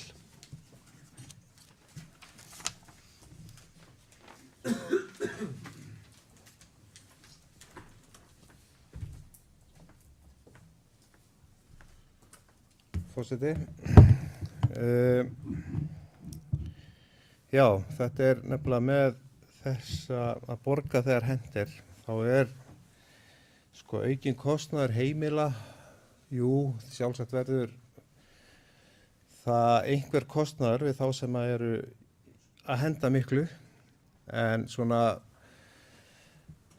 sko með þessu að borga þegar hendir þá náttúrulega ekki verið að rukka fyrir endurunnið sorp. Þá ég að tala um plast, pappa, lífrænan úrgang og raftæki. Það sem að yrði rukka fyrir samkvæmt þessum lögum með hringrásarhagkerfið þá verið að tala um almennan úrgang, litatimbur til dæmis og annað sorp sem ekki hægt að endurnýta. Ég held að þetta yrði bara á þessu tíma sem við erum að lifa í dag, talandi um loftslagsaðgerðir og allt þetta, þá þetta tækifæri okkur líka bara til þess aðeins að fara að vinna bara betur með sorpið og hvernig við ætlum að endurnýta hlutina. Og líka endurhugsa hlutina bara upp á nýtt, hvernig við umgöngum sorpið í rauninni. Þú veist, til lengri tíma litið þá þarf náttúrulega fjárfestingar hérna til þess að geta líka aðeins unnið þetta betur. Það þarf náttúrulega, þegar fram í sækir við kannski ekki alveg strax að fara að tala um að fara að rukka fyrir tunnurnar strax, því að við þurfum náttúrulega að tækja og tól til þess að geta fara að rukka fyrir það sorp, en hins vegar til dæmis núna áramótin að þá ef við farið í sorpu þá þarf að fara að borga ef að þú ert með þennan úrgang sem ekki endurnýtanlegur, en þá erum við að tala um klippikort sem það jafnvel útfært þannig að 10 skipti sem getur farið með sorp án þess að þurfa að borga. Og í flestu tilfellum held ég að fólk gæti alveg nýtt þetta 10 tíma kort skilur yfir allt árið, því að ef þetta úrgangur sem ekki farin að lykta eða eitthvað annað skilur þá ættur alveg að geta safnað einhverju dóti til hliðar. Þar sem þú ert kannski ekki alveg beint í stór framkvæmdum, en þá ertu kannski líka bara, þá safnaður bara hvað sem upp í eina ferð, 1-2 ferðir. Já, það náttúrulega, svo rúmmálsrukkanir, þetta allt í vinnslu, eins og ég segi, ráðið faldi bara starfsmönnum bæjarins að útfæra, eða starfsmönnum sviðsins að útfæra þessi klippikort og hvernig við myndum innleiða þetta næstu áramót. Það bara vonandi að, já, við treystum þeim bara til þess að gera þetta og það verður vonandi bara eitthvað flott sem kemur út af því. En allavega, ég held að þetta sé bara gott skref fyrir okkur, bara til þess að,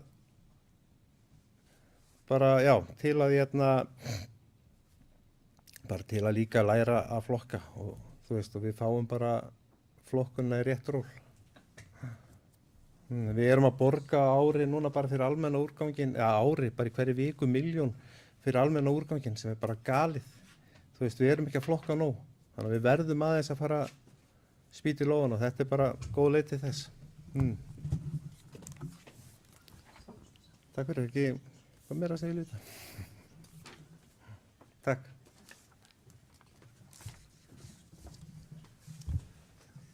Takk fyrir þetta, Erlingur Guðbjörnsson, Gísli Stefánsson, gjörðu svo vel.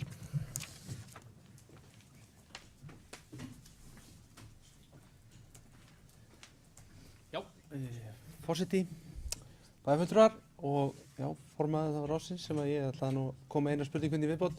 Varandi verða einhverja breytingar þá sérstakar varandi fyrirtæki og já, þá bara hvort það verði einhvern veginn öðruvísi sem sagt staðið að þeim málum varandi klippikortin og hvort að þetta auki kostnað þar, hvort að kostnaður muni hækka fyrir fyrirtæki. Svona ég. Takk fyrir þetta, Gísli Stefánsson, Erlingur Guðbjörnsson, gjörðu svo vel.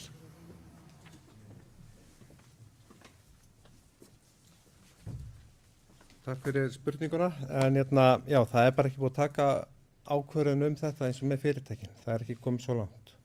En við skulum bara vona að það verði farið í einhverja vegferð með það líka, hvernig það verður að því stað og það verður örugglega, já, eitthvað gott gert í því.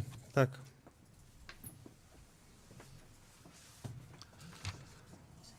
Takk fyrir þetta, Erlingur Guðbjörnsson. Fleiri hafa ekki hvað sér hljóðs þetta mál og umræðum það er þar með lokið. Liðir 1-3 í þessari fundargerð liggja fyrir hér til upplýsingar. 14. mál á dagskrá, fjölskyldu- og tómstundaráð, fundur númer 282, liðir 1-3 liggja fyrir til upplýsinga. Þá tökum við fyrir 15. mál á dagskrá, umhverfis- og skipulagsráð, fundur númer 370. Liður 2, sem er breyting á aðalskipulagi, viðlagafjara, liggur hér fyrir til samþykktar, málið kemur frá skipulagsfulltrúa. Einhver sem vill tjá sig þetta mál? Svo er ekki og þá göngum við til atkvæða. Þeir bæjarfulltrúar sem eru samþykkir málinu gjöru svo vel og gefi merki. Þetta mál er samþykkt með 9 samhljóða atkvæðum. Þá er liður 3 í þessari sömu fundargerð, Strandvegur 104, umsókn stækkun lóðar og byggingareits, liggur hér fyrir til samþykktar. Þetta mál kemur sömu leiðis frá skipulagsfulltrúa.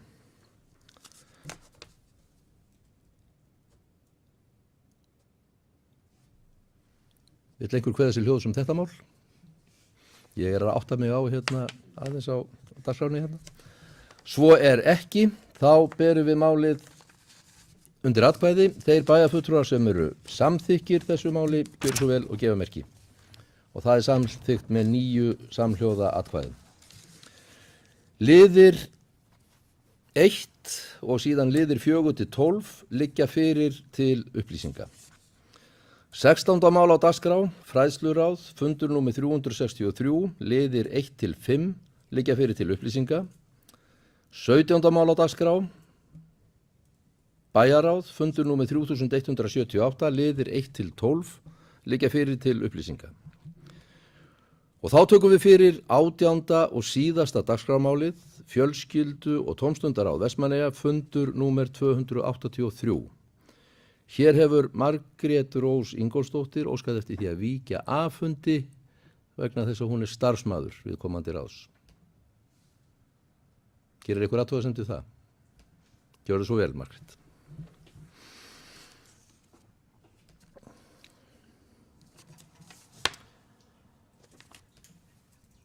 Liður 1. Barnaverndarlög, ný skipan barnaverndarmála hjá sveitarfélögum liggur hér fyrir til umræðu og samþykktar. Fyrir liggur tillaga að bæjarstjórn staðfesti afgreiðslu fjölskyldu- og tómstundaráðs og samþykkir bæjarstjórn að taka þátt í umdæmisráði barnaverndar á landsvísu en óskar nánari skýringa á fyrirkomulagi vegna greiðslna fyrir hvert og eitt mál sem fer til meðferðar hjá umdæmisráði og niðurstaðan var svo að ráðið fól starfsmönnum að útfæra, nú er ég komin í, þá var búið að taka frá mér eitt pappir hérna.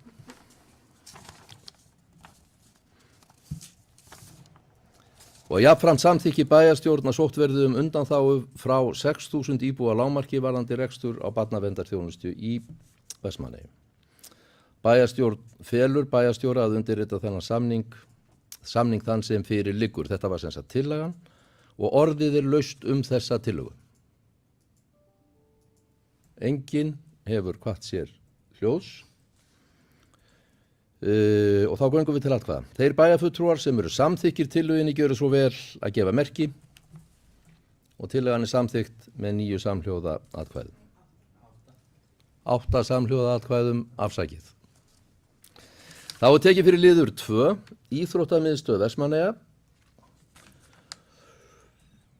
og fyrir fundinum liggur svofelld tillaga.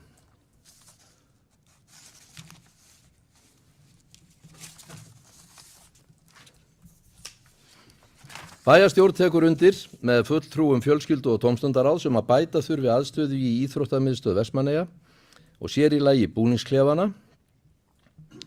Málið var einungis til kynningar, þar sem kynna þyrfti tillögur sem umræðir og kostnaðar og þarf að greina verkið. Bæjarstjórn felur starfsfólki umhverfis og framkvæmdasviðs að vinna áfram að tillögum bætta búningsaðstöðu í Íþróttamiðstöðinni og leggja tillögur sviðsins fyrir fjölskyldu og tómstundaráð. Bæjaráð mun svo fjalla málið að lokinu umræðu í fjölskyldu og tómstundaráði. Orðið er laust þessa tillögu. Enginn kveður sér hljós og þá göngum við til atkvæða. Þeir sem eru samþykkir fyrrgreindri tillögu gjöra svo vel að gefa merki. Og þessi tillaga er samþykkt með 9 samhljóða atkvæði. Fleira liggur ekki fyrir þessum fundi. Til næsta fundar er boðað þriðjudaginn 25. október og verður þá fyrri umræða fjárhagsáætlun. Fundinum er slitið.